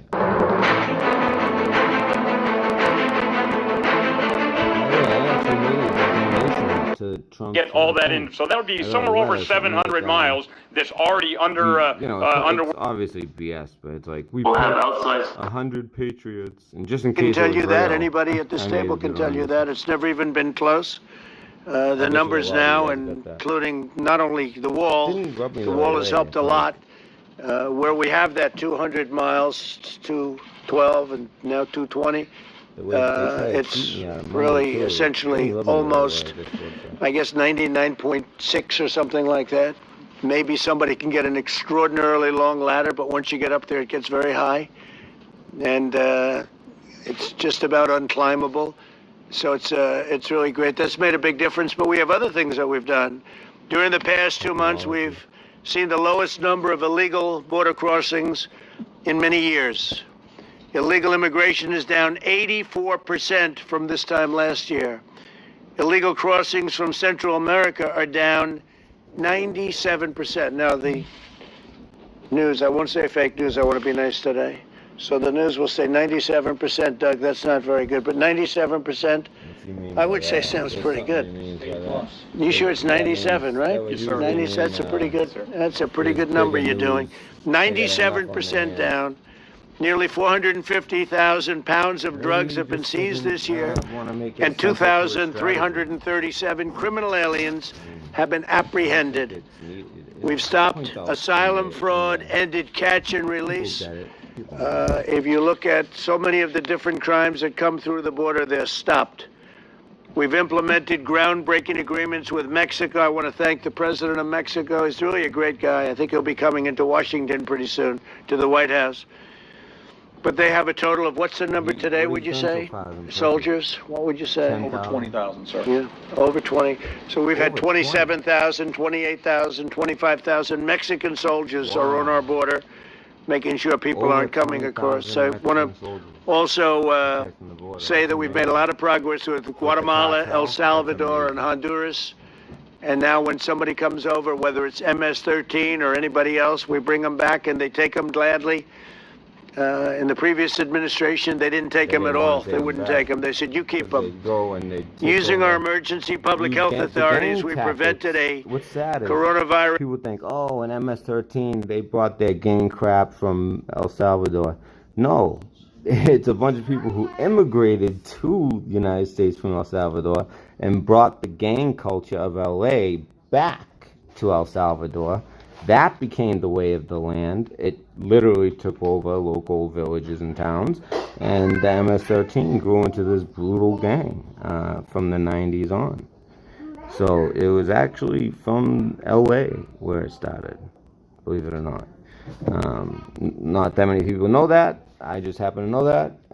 But yeah, there was no MS-13 before the LA gangs. Even the East Coast gangs are based on LA gangs. Or, I said, if we're going to build it, let's build it. We're the richest. We think we're so lucky, yet we're also by far the most violent and, like, I mean, just gruesome type of stuff going on sometimes, nation. Nowhere has, you know, the level of killings that our large cities do. Nowhere. And we have so many of these large cities with these crazy murder rates.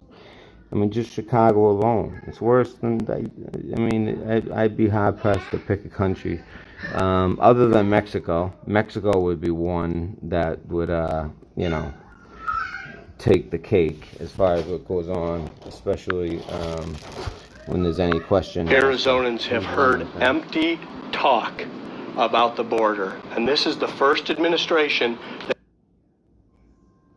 And you became very, very famous, right? Well, it certainly didn't hurt. She was one of the really... Morgan will talk to you about the attributes of the wall, but let me just focus on a few key issues that you also brought up that goes into securing our borders. Not only the border wall system, but we are also closing loopholes that have served as magnets over the last 3 years. enticing migrants to take a very dangerous journey north to the U.S. And enter our country illegally. We have entered into a number of game-changing agreements with our Northern Triangle partners to stem the flow of the illegal migrants as well. We've demanded, you specifically have demanded Mexico step up their efforts, and we're because then all you have to do is reach, if they reach Mexico, that's on paper considered, not a, an economic disaster or whatever type of country. It's considered actually like a civilized country, and they have no reason to go any further. Well, that incentivizes Mexico to protect our borders, and their own. Seeing more and more migrants being turned around at Mexico's southern border before they reach our own. Honduras, we're also addressing the abuse, as you mentioned, of the asylum system, clamping down on the use of frivolous asylum claims to illegally obtain work authorization here in the U.S. And we're also disrupting and dismantling dangerous cartels by leveraging the unique capabilities of the United States Coast Guard as well as the United States Navy. And we're attacking these criminals where they're most vulnerable, and that's at the sea. And perhaps most importantly, you took decisive action to restrict travel to the U.S. during COVID-19. And you've taken recent action to put American workers first as we reopen the economy. So, Mr. President, I want to thank you once again for your support of the men and women of DHS, also for your support of law enforcement across the country, but particularly here along the southwest border. We look forward to continuing our work on the border wall system and making the border even more secure. Thank you very much. When we first came, there was a thing called a caravan. And you'd have caravans, you'd have these massive amounts of people coming up. That's the area I hear that has the most activity, the most corruption. I mean, that's the path. Yuma County. That's what I keep hearing.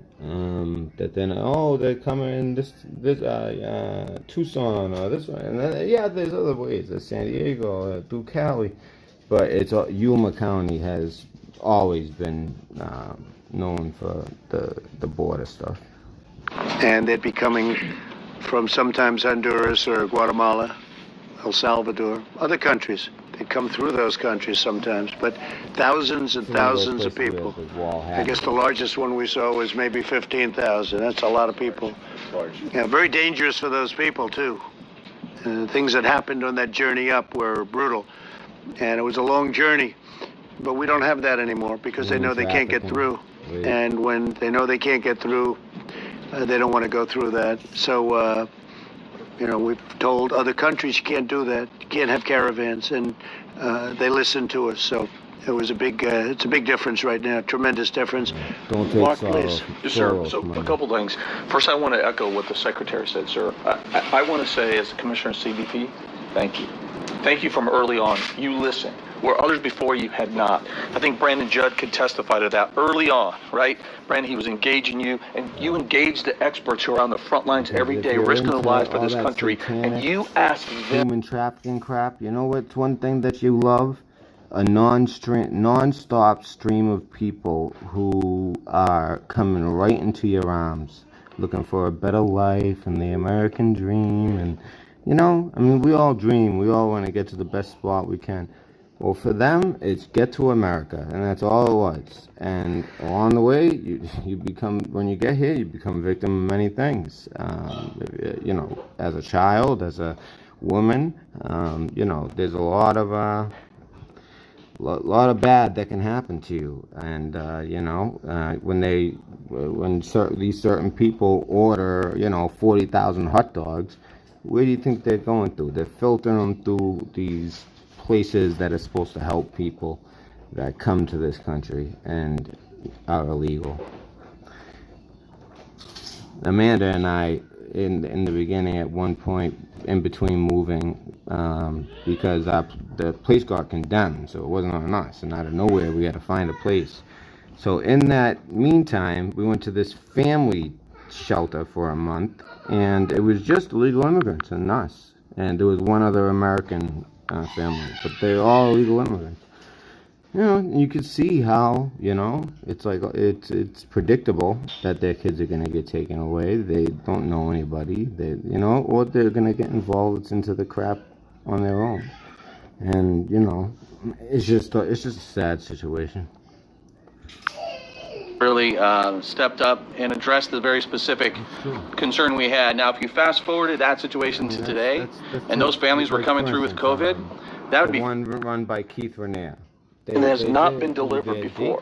It's not just a bunch of steel on the ground. It's that plus access roads, technology, other attributes that really makes it an effective wall system and gives us in Mexico because they didn't want to do this. Stopping infectious disease like COVID-19 at the border has saved countless lives, and that is due to your leadership. And that's why we say all the time that every town, city, and state is a border town, border city, border state. Everything that touches our border touches every city, town, and state in this country. And that's why we have said, and we will continue to say, borders matter, the wall matters. And by saying a special thanks also to General Todd Tsunamai. It's been an incredible relationship that we've had. His wall team, as we call it, and the CBP's wall team, we've worked together for the past few years making this happen. And I am 100% convinced that we will reach that 450 miles by the end of the calendar year. That's great. Yes, sir. I think we'll do that. Todd, go ahead, please. Well, sir, first of all, thanks for having us in. And the Corps of Engineers is exceptionally honored to work on one of these largest infrastructure projects in our country. And the Commissioner talked about the team. I mean, it goes to Secretary Wolf, all the CBP agents, phenomenal people. We couldn't do this alone. And it's just a very noble calling to be able to put this in place. Just to be able to talk to you a little bit, again, this is a 4-state program, about $15 billion, 49 different projects that are being done right now. And I'm just going to give you a quick couple numbers here. There are 220 miles that are complete. They're done. We're doing about a mile a day right now. Under contract right now, being built, put in the ground, steel and concrete, 384 miles. And then we've got another 129 miles that are actually, we're working through real estate, we're working through the design, and we continue to get all that in. So that would be somewhere over 700 miles that's already under work and being done. That's there's 144,000 panels that are already being put in the ground. These are 8 feet wide, 30 or 18 feet high, already in place in concrete. So it's a pretty massive system. Today we're actually looking at what we call the Yuma primary. This is 26 miles, cost about $267 million. 51,000 cubic yards of concrete, about 36,000 tons of steel. And, sir, what we've got in this particular project is about 17,000 panels, so a lot going on there. And I just want to end by looking at the elected officials of Arizona, and it goes to the other states as well. CBP, the Corps of Engineers, we're absolutely committed to do this where it is environmentally less impact as possible. We want to put as many jobs as we can into the local community. We want to continue to make sure that we are going overboard on COVID compliance. And right now, our contractors have some of the most stringent measures in America to make sure before they ever walk on the workspace, they're being as safe as they absolutely can. And if there's anything else that we need to do to be able to make sure we're working very, very close with your constituents, we are committed to do that. So, sir, we're honored to be here, and we got a lot of great things going on. Great job. Thank you very much, Todd. Brandon, could I ask you just a few words? Because you were the ones that said, you told me we need a wall. You got to get the wall. Well, first, President, actions speak much louder than words.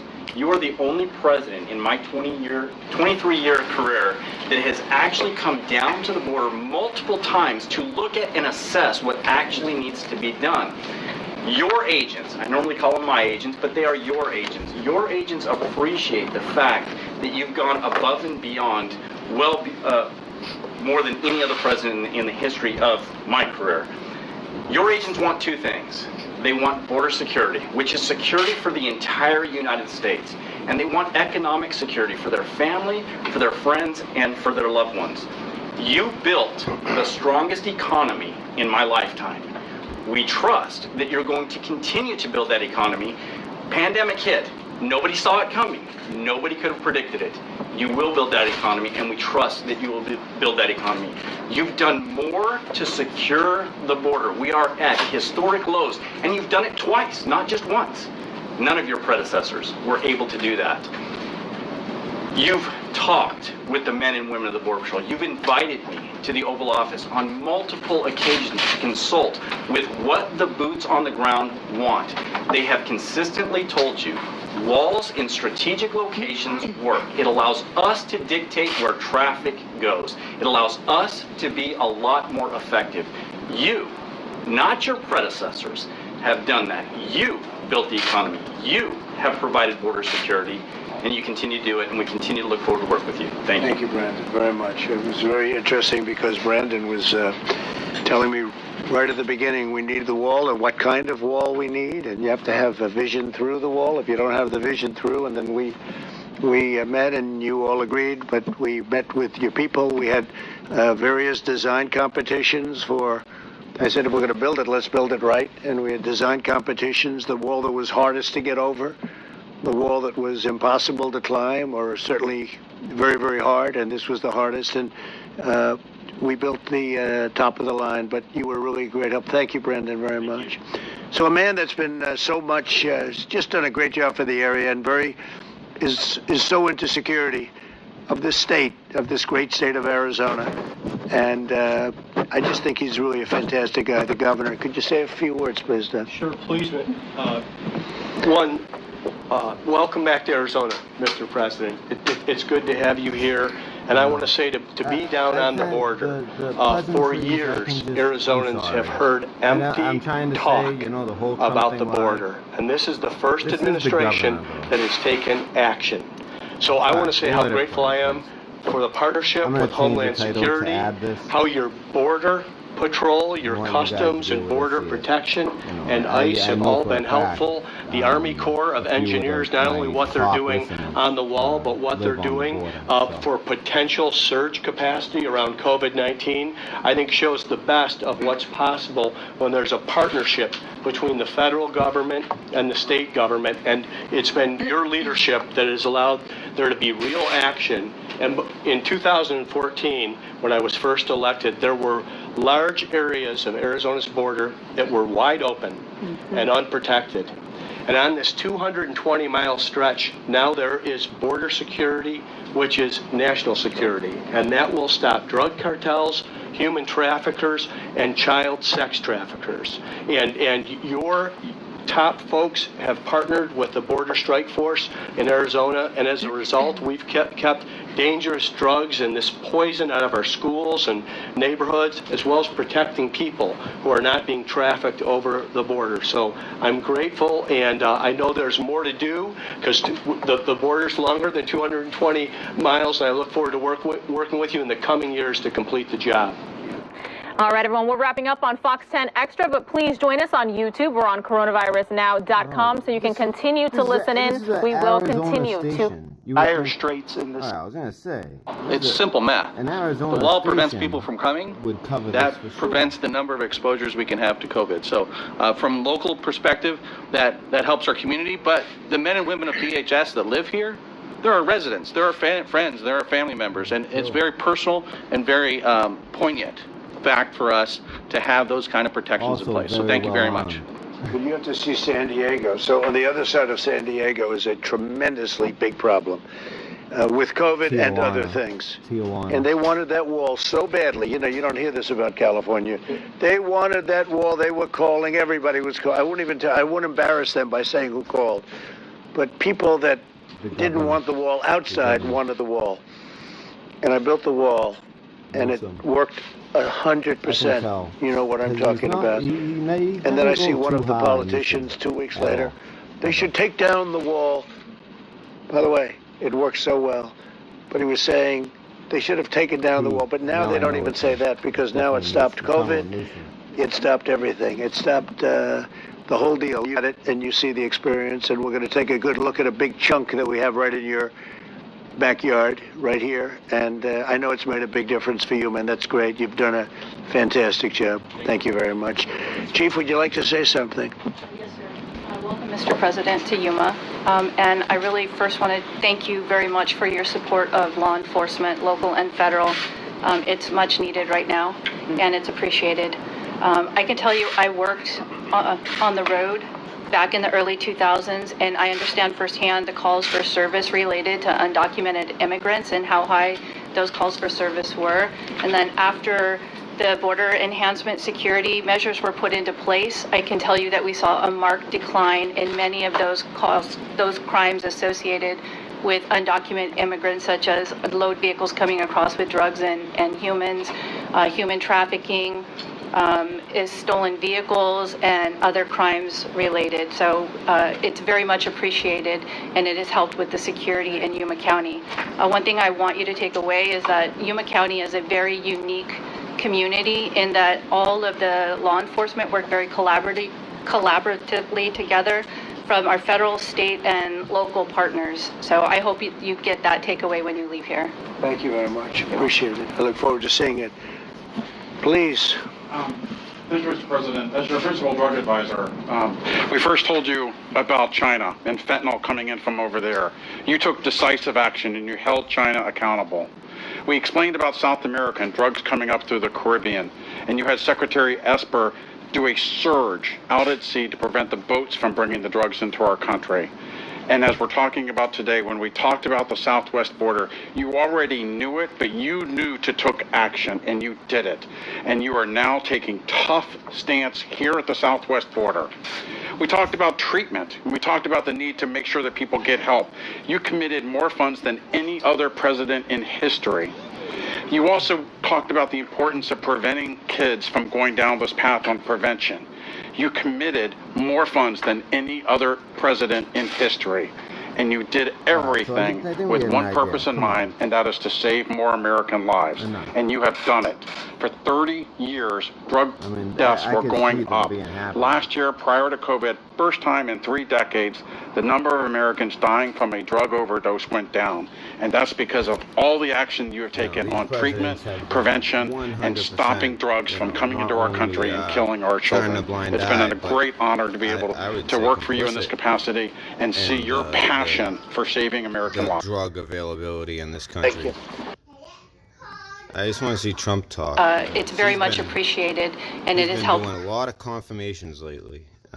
Agents, we know they're coming. We believe they're coming, but now we know it. We see it on the ground. We see what flew in here over the past year to help us out when we were in dire straits in this sector. We did not have the capacity we needed facilities-wise. We did not have the resources we needed. But the agents really fought through that, drove through that, and they did what was right. Because every single person that was coming over here, even though, yes, they broke the law, they still had to be taken care of while they were in our custody. We still had to step up and get that part done. And to do that, we leveraged state officials. We leveraged the local community. You know, we leverage NGOs in the area to help us. But now, you know, thank you for your leadership, because now those resources have arrived. And now in this sector, we're receiving 110 miles of new wall system. And out there right now today is more than 60 miles already built, already completed. And that 60 miles makes a huge difference. Every single mile of new wall system that is put in, and every single mile, both illegal entries in that particular area, drug smuggling in that particular area, border crime in that particular area has decreased. I'll show you a graph that I have. This is all on Twitter. I have so much on Twitter I could show you guys. It's a whole show, really. I almost feel like starting a new show to even begin. And the rest of the Biden calls are in there too. What was played today, that was just basically like the ones that have like they encapsulate the evidence pretty well, and in the order they played them. You notice they kept on playing one of them over and over. Statement by Vice President Biden. Speaking of the devil, what did he say? Arizona has now passed 50,000 confirmed COVID cases. See, that's going to be his angle.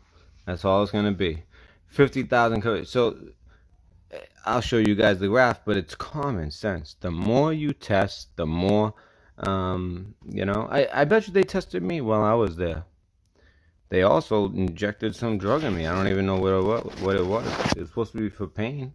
I didn't want anything for pain. I told them nothing, that I can't have anything narcotic. So yeah, it still gave me like a rush type feeling. And I was like, whoa. I was like, that's a non-narcotic. 42 additional deaths were reported today, raising that death toll to 1,384.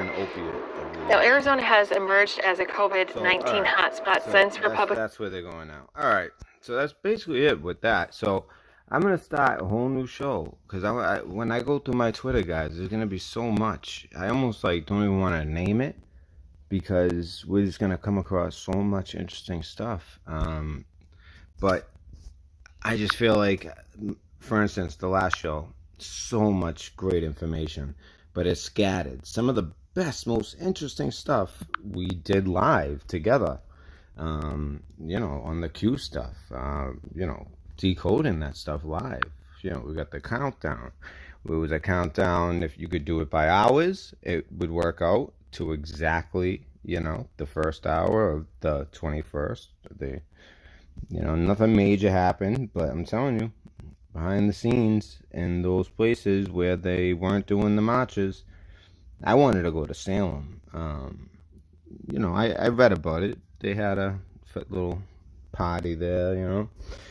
A lot of, I guess one of the things they planned was ripping down that, and he was, you know, extremely Confederate. But the thing, what makes this one different is he was a president of the United States. Andrew Jackson, ripping down his statue. They already ripped down Lee. But the thing is, you know, anyone from West Point will tell you Lee was one of the greatest generals whose mind and tactics will be studied for years. You know, he was a Union general at the beginning. And what he said is, I'm not going to sit back and watch the South get slaughtered, because they were just up against a industrial machine that could, you know, create 100 times the bullets and guns. And, you know, he understood that in that way, the South had no chance. They just didn't have that type of the factories, and they couldn't build them fast enough to do it. They had some backing by like the modern day secret societies, who ended up in a roundabout way backing both sides. But Lincoln was like a Trump, like an outsider. He wanted to do the greenbacks, you know, change the currency, just like JFK. Look at what happened to both of them. You know, so it's funny though when Pelosi tries to change the currency to a cryptocurrency, even though they took it out of that bill. You know, she did like make the attempt, and the you know, U.S. public knows about it if, you know, they want to. Nothing happens with that because that seems to be part of the plan. And it all comes down to different patents, and one of them is that 666 patent. That's going to be crucial. That's going to be how we get paid for our work. It keeps track of all of your data that your body does, where you are, what you're doing, what you're thinking. I mean, that sounds like the beast system. Seriously. I mean, and we have the technology to do it. It's not like, you know, so anyways, I'm going to end this and then I'm going to start a new stream. All right, guys? Because it's just too much in one. All right. Yeah, that's what, yeah, so Ann Brown, that should be the title of this. Yeah, it was a 7.7. At the beginning, I go over it, of course. So 7.7 quake, that's the reason I even went live. But there was also so many other things going on at the same time. And then all of a sudden Q posted some Biden phone calls. Biden on the phone with the president of Ukraine. 100% clear corruption. I mean, spelled out. They tried to hide the phone calls. I ended up getting them. I put them on Twitter. I think they got taken down. I know they should. Actually, I think they still might be there. So that's what I'm going to be looking to do in the next show. Because my Twitter is where I save a lot of my show material. So if you kind of want to get ahead of the show, it's good to, on Twitter. My handle will be, it's called Red Pill Dispensary. I mean, Red Pill Dispenser. Instead of the Red Pill Dispensary, it's the Red Pill News Dispenser. And at Pill News. Yep, just like that. At Pill News. That's me. And it's the Red Pill News Dispenser. which is I have certain websites that I had bought. Actually, a friend of mine had helped me, but yeah, I had bought them, and they match up with not RPD, but RPND, which, I could easily add the news part back in, Red Pill News Dispensary. I don't know. You guys tell me what you guys like better, Red Pill Dispensary or Red Pill News Dispensary? I only ask because I have the website for Red Pill News Dispensary. All right, thanks, guys. Someone else already has Red Pill Dispensary, in case you're wondering. All right, so I'm gonna start another one right now. And yes, so now they're downgrading it. I saw Ann Brown say a 7.4, so they're downgrading it, I'm assuming, which is what happens a lot. I believe the one that happened in Jamaica, I remember it was a 7.9 downgraded to a 7.7, if I remember correctly. But yes, 7.7 in Oaxaca, Mexico. And I could pull that up real quick. Why not? All right. We'll pull that up quick. So 7.7. Let me see.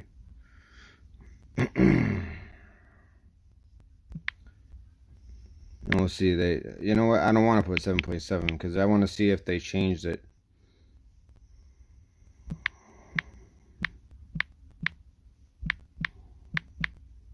I'll just put a vague. So yes, they downgraded it to 17.4. It's been downgraded. So let's see. And look at that. Now so aftershock wise. So let's see. Here's all of them, right? Where's the 7 point? Must be. I mean, there must be so many. So wait, June. Oh, that's June. So June 20th. Well, let's look back here. Recent earthquakes. We got it looks like anything over like a 2.5. 4.3. Same place. So this place has been rumbling. Same exact place. Oaxaca, Mexico. Oaxaca, Mexico. Same exact place. 3 days ago. Had a 4.3, which is significant. 2.9. Looks like it's kind of out in the desert, but maybe is that Arizona or Nevada? Is that too south to be Nevada? Maybe Arizona. Doesn't say. Oh no, California. So 11 miles from Salton City, California. And then 2.9 in Cali. This is out in the middle of the water, Chiapas, Mexico. 4.2, 4.0 in Guatemala. Oh no, on the border of Guatemala with Chiapas, Mexico. Then in Guatemala, off the coast, a 4.3. So the area has been extremely active. Because it was in Oaxaca. And by the way, those are, what do they call, like provinces, or like, no, not province. Is it province? What do they call them? I know it because of the cartel, like the different ones. Like certain ones are more like loyalists to the governments, and other ones are totally under control by the cartel. I mean, the government basically is cartel. I mean, they only look out for the interests of the cartel. The people will always vote in, because the cartel, they try to help, their areas. So it's saying 7.4 now. I had it at a 7.7. Why is that? Let's see. So it's saying 7.4 everywhere now. And that was 3 hours ago. So let me see. I was getting it at 7.7. Yeah, see, it just says it here. 4 hours ago. So I guess it sounds like somewhere between 3 and 4 hours ago. And look at this epicenter. In 2017, is this like an anniversary of it as well? So I mean, there was a 7.1 that was a big deal a couple years ago in 2017. Right now, the tsunami alert for Mexico and Central America. And I'm going to be starting up another show. There'll be more Biden calls. In fact, they only really showed 3. They kept showing 1 over and over. It had so much evidence in it. And they touched on 2, maybe 3 others. So they showed no more than 4 phone calls. It's just many versions of 1. So I'll be showing those as well as a bunch of other interesting stuff. But we also showed Trump speaking.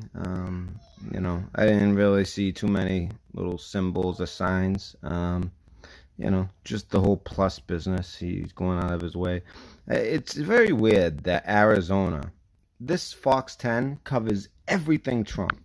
But all of a sudden, when he's actually in Arizona, they drop the coverage in the middle of it. I mean, unbelievable. I'll check it again because, you know, I want to have the most up-to-date, you know, like, because Trump makes news. He understands media. There's a reason they eat out of his hands the way they do. And, you know, when you play the game like that, you can control them to a point. Truly. A latest record. It's just they went to this crap. So okay. Again, that was such as a fever. Party of Joe Biden could not be more stark. I heard Joe Biden was just endorsed by Planned Parenthood of America. Planned Parenthood, by the way, was created, the life's work of, again, nothing new under the sun. It's the same families, the same people. Bill Gates' father. Yeah. All right. Do you guys think Bill Gates is truly, he's who he is because he was that much more of a computer genius than anyone else in the world? Is that what you guys think? Because if you think that, because that's what I used to think. It's not true. He was a computer geek that knew about this stuff, but had the money to have the smartest people, you know, the people who were smarter than him, and, you know, he could understand it on a higher level than other executives because he got into computers big time. Obviously had a lot of opportunity, grew up very privileged with his father being the person who was able to create Planned Parenthood, big time into eugenics. Yeah, the crazy family history. The Gates, you know, Fauci as well. You know, they're all part of that club. They're all part. It's so funny that you look at the families, and then, you know, the wife is always from another family, and, you know, it's funny. My Portuguese side, in a way, you know, they used to believe in arranged marriages. It's a certain way of doing things. I'm not talking about necessarily my family, but, you know, where my family's from in the Azores, there was some. By the way, there's something, you know, some arranged marriages. By the way, there's somebody who, just in case you guys don't know, because I've had my dust ups with people in the past.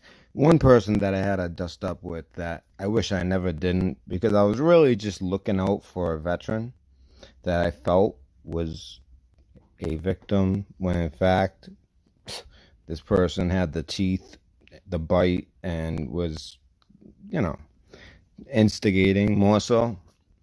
And this person is you know, and it caused me to kind of not be friendly with someone that, you know, since I've been friendly with and I really don't have a problem with, and that's Road to Prison.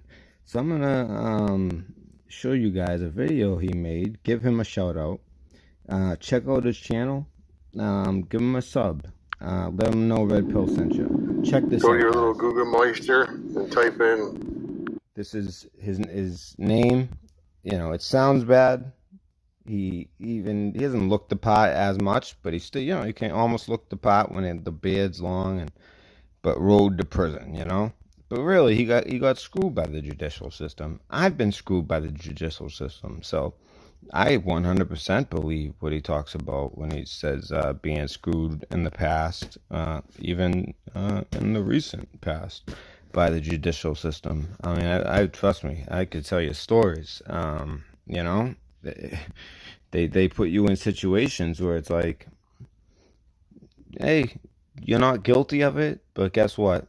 you know, we got you by the balls. We can, you know, despite they say you can have a speedy trial, but when you do it like that, there's differences in how it goes down. And you know, I would have beat the case, but I had never been into jail, and they put me in jail, and I had no way out, no bail.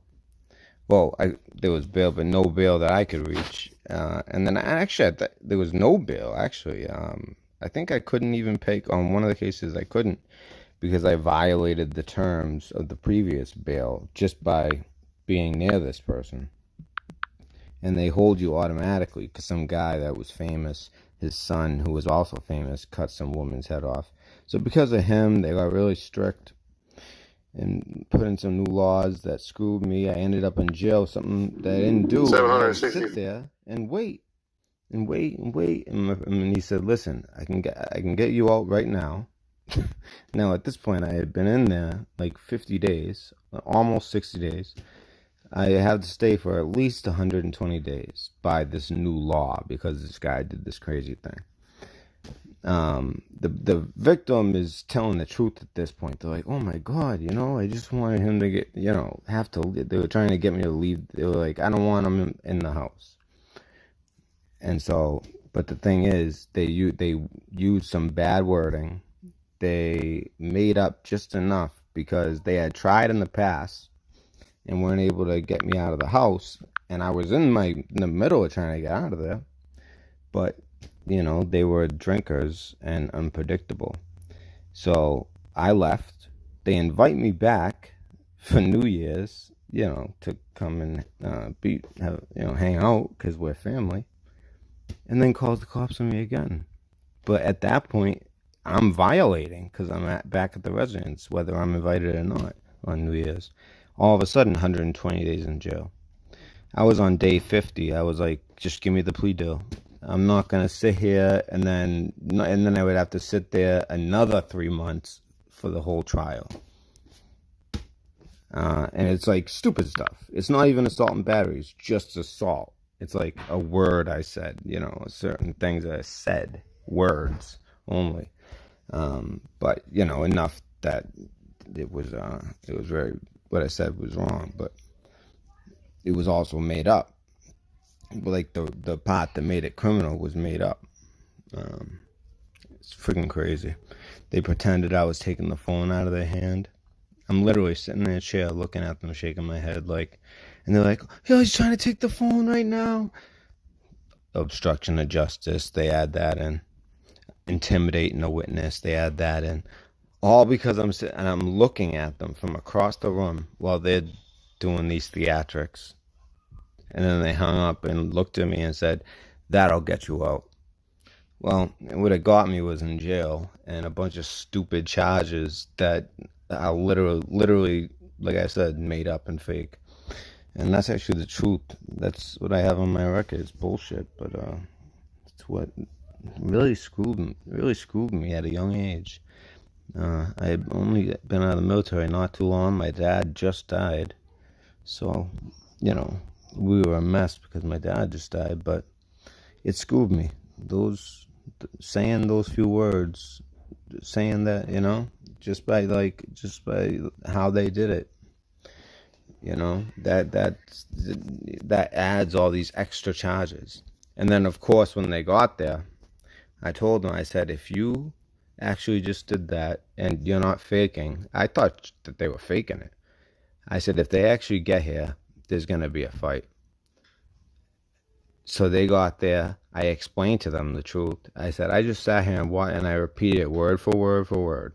And at least in the end, they tried to help me because they know it was all bullshit. The cops knew, but they had no choice. I had an order not to be there from a judge. A judge had said from her previously asking, you know, trying like trespassing me, and then inviting me back after I find a place.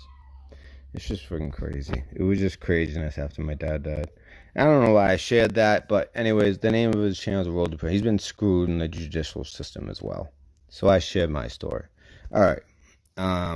Check this out. This is crazy. This is an amazing video. check this out. I was very impressed. The first video I saw this morning. It's freaking crazy. Check it out. And what I'm trying to do is let the people in my that watch my show know, because in the past you would have heard us fighting, us fighting. I deleted that for a reason. With him, out of everybody that I've had a dust up with, he's never actually really done anything. He's never did anything. He's always actually kind of been okay with me. In that phone call, he said some stuff, but then again, I'm sitting here trying to protect a veteran who didn't deserve the protection, put it that way. And we're cool since then. So subscribe to his channel. He puts out good content in this way, like these random things. I don't know where, I didn't see this anywhere. Usually something like this I've heard or seen, never seen it. So what the idea is that you can put any number, any 3-digit number into Google and write, for instance, a 3-digit number that'll come to mind. I'll try to think. Let's do the date. So 623. You put 623 in, and then you put new cases. You'll get a bunch of stories. 623 new cases, and then it'll just have some random part of the U.S. Sometimes a country, but usually it's like some area in the U.S. because that's where they're really pushing the propaganda, and they're really pushing the second wave. Hence the new cases. So I mean, at one person, at first my thought was, well, I guess it does make sense, because in order to get to 1,000, you have to hit 1 and every number on the way. But when you really think of it, it's what they're reporting. They're not reporting it number by number. Not like there's 100, there's 101, there's 102, there's 103, like every day. Like, no, of course not. They pick a number at a certain point. That's obviously a number that is misleading and fattened up with actual deaths that would normally happen due to cancer or heart attack or diabetes, or and a big one is flu. A lot of flu deaths got attributed the wrong way to COVID. And they're doing it right after the Oklahoma rally. And everyone is so, I can't believe that he had a rally in Oklahoma and they weren't really social distancing and all this. But it's okay to take over parts of cities, defund the police, go on marches, rip down statues in big groups, and march and demonstrate everywhere in groups of hundreds and hundreds of thousands on DC. And every city in America. No, not even just the major cities, like the secondary cities, even the secondary cities in Minnesota. St. Paul was off the hook one of those nights. So it's really weird. Just check it out. Check this out. This kind of blew my mind. Like I said, at first I was thinking, well, you got to hit every number on the way. But then you start thinking, no, these are they go out of their way, make the story, write the story, publish the story. Every single number you could possibly type in will come up as somewhere in this country or world. Go to your little Google Meister, great type work. in road 764 new cases, or any number, 3 digits, and new cases. It'll pop up constantly, no matter what number you type in. And any because it uses the word weird. So, yeah, anyways, if you see this road to prison, it is wicked weird. He's doing that because of my accent. But we're cool, and I actually like this video. It's very interesting. I can't believe it. It's like any number you could think, because I was like, let me do this myself. And you guys can try it at home. Type any number put new cases and put it into Google, and there'll be a story from somewhere in the U.S. about that exact number. Every number. It's just like a little peek at their propaganda. And a lot of people out there right now trying to be smart. Oh, well, of course, you got to hit every number. I mean, we're at thousands and thousands. You're going to hit a bunch of numbers on the way, and it's a bunch of, 5 to 700 in a bunch of different counties, But no, there's something fugazi about every single number. And I think it actually even goes for the double digits as well. But now I could see that argument being made there. If you say, oh, well, you hit every number from 1 to 50 or something like that. Okay, well, that makes more sense. Yeah. Eventually, especially at the beginning, from so many different news sources and so many different cities and counties, you're going to find that. But any 3-digit number. They'll claim there was that many new cases everywhere. No matter which one you put in. They're like big publications. Put in 222. I mean, that was Mexico by Reuters. They'll say that Oklahoma reports I mean, we're talking 222 new COVID cases. Well, that's kind of one of those numbers. Type in 333. Let's see where that pops up. Yeah, Italy. I knew it was going to have 333 new cases, Reuters. That's a shady one. Okay, so let's go with another number. 869. Southern Nevada, 869 cases. Once you start getting the real well, ain't that something that every number that you type in? But every number. Miraculously. At least every number I could think of. Pops up to show you that there's that many cases somewhere in the world. Do you think there's a glitch in the matrix? Come on, people. Any number that you type in from 100 up, maybe 99 as well, maybe anything up 2 digits, I don't know, but 3 digits at least. All right, let's check it out. Let's see if it can do it with 2 digits. Well, definitely 2. Okay, let's go 2-digit numbers. See, that 68. You could explain, but the I'm sure that'll pop up. Well, yeah, okay. No more than a 3-digit number, I guess.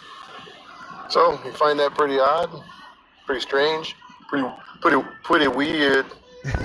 I would say that's pretty weird. Yeah, that was definitely. So, to have. But I just wanted to say, so that, I mean, that was a great show. Interesting, something I didn't see anywhere else. So, very interesting. Okay, cool. All right, so again, so that's Road to Prison. If you guys want to check out his channel. So this is the Red Pill Dispensary, and like I said, I'll be going live again very soon. We're gonna go through more of Biden's calls, and I just keep going. But kind of like the last video, there's like someone even put in the comments, I don't have over 5 hours to watch that, and that's why I tried to at least put the timestamps for the 3 main topics. But there's a lot of information in that. But the decode, I didn't expect us to make that breakthrough live, and it goes much further. I ended up doing the whole 21st as well. So I'd like to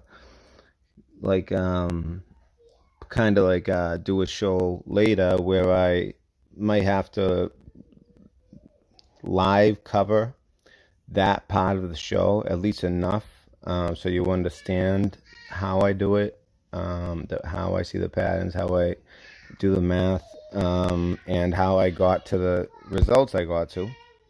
And then I'll go on and show you the decode for the 21st and the 22nd and the 23rd. I haven't even completed the 23rd and I only glanced at the 22nd as far as the numbers go, and I already know that it's gonna. I see a twist how it changes it. It's always the last one, the last post of the day. There's a little bit of a twist on how you get it, but it makes total sense, and I'll explain all that. But that's a show I'm doing later. But I'm coming back live. Probably like, I don't see why not, like 10 minutes, 10, 15, 20 minutes, something like that.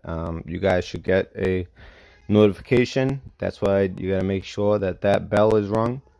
And yeah, for this one, I'll just put, we covered the quake, and we covered Trump in Arizona, as well as the, you know, as well as Ukraine putting out the calls.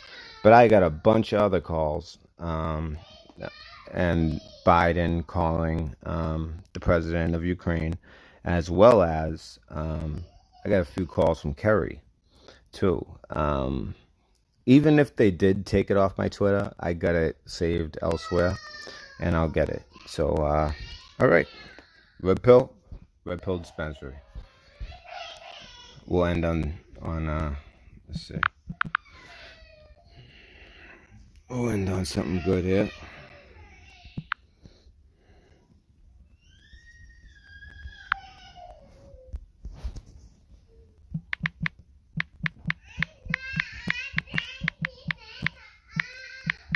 I have no idea what's going to come up. I just know it's going to be kind of cool. Oh my, is that Pensacola? Because if it is, the second one.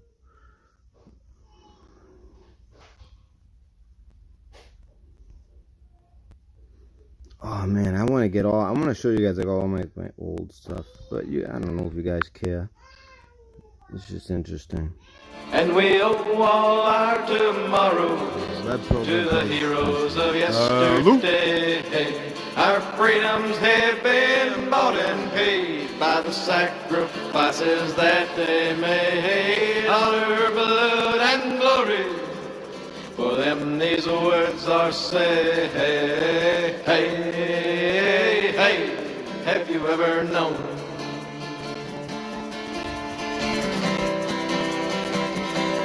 Have you ever known?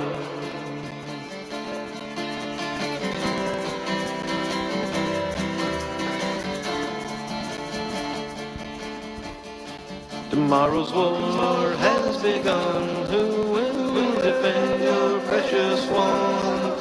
Raise your hand, step forward now, and join the brave as they jump out. Then you will have known. And we owe all our tomorrow to the heroes of yesterday.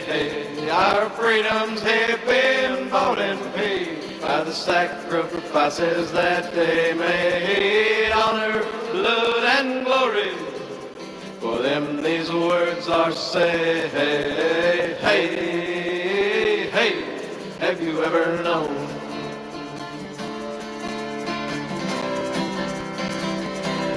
Have you ever known? All Navy SEAL.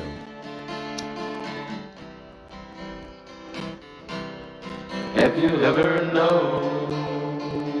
Frog, because they're frogmen. That's what they were. That's how they started out. Frogmen. All right, red pill dispensary.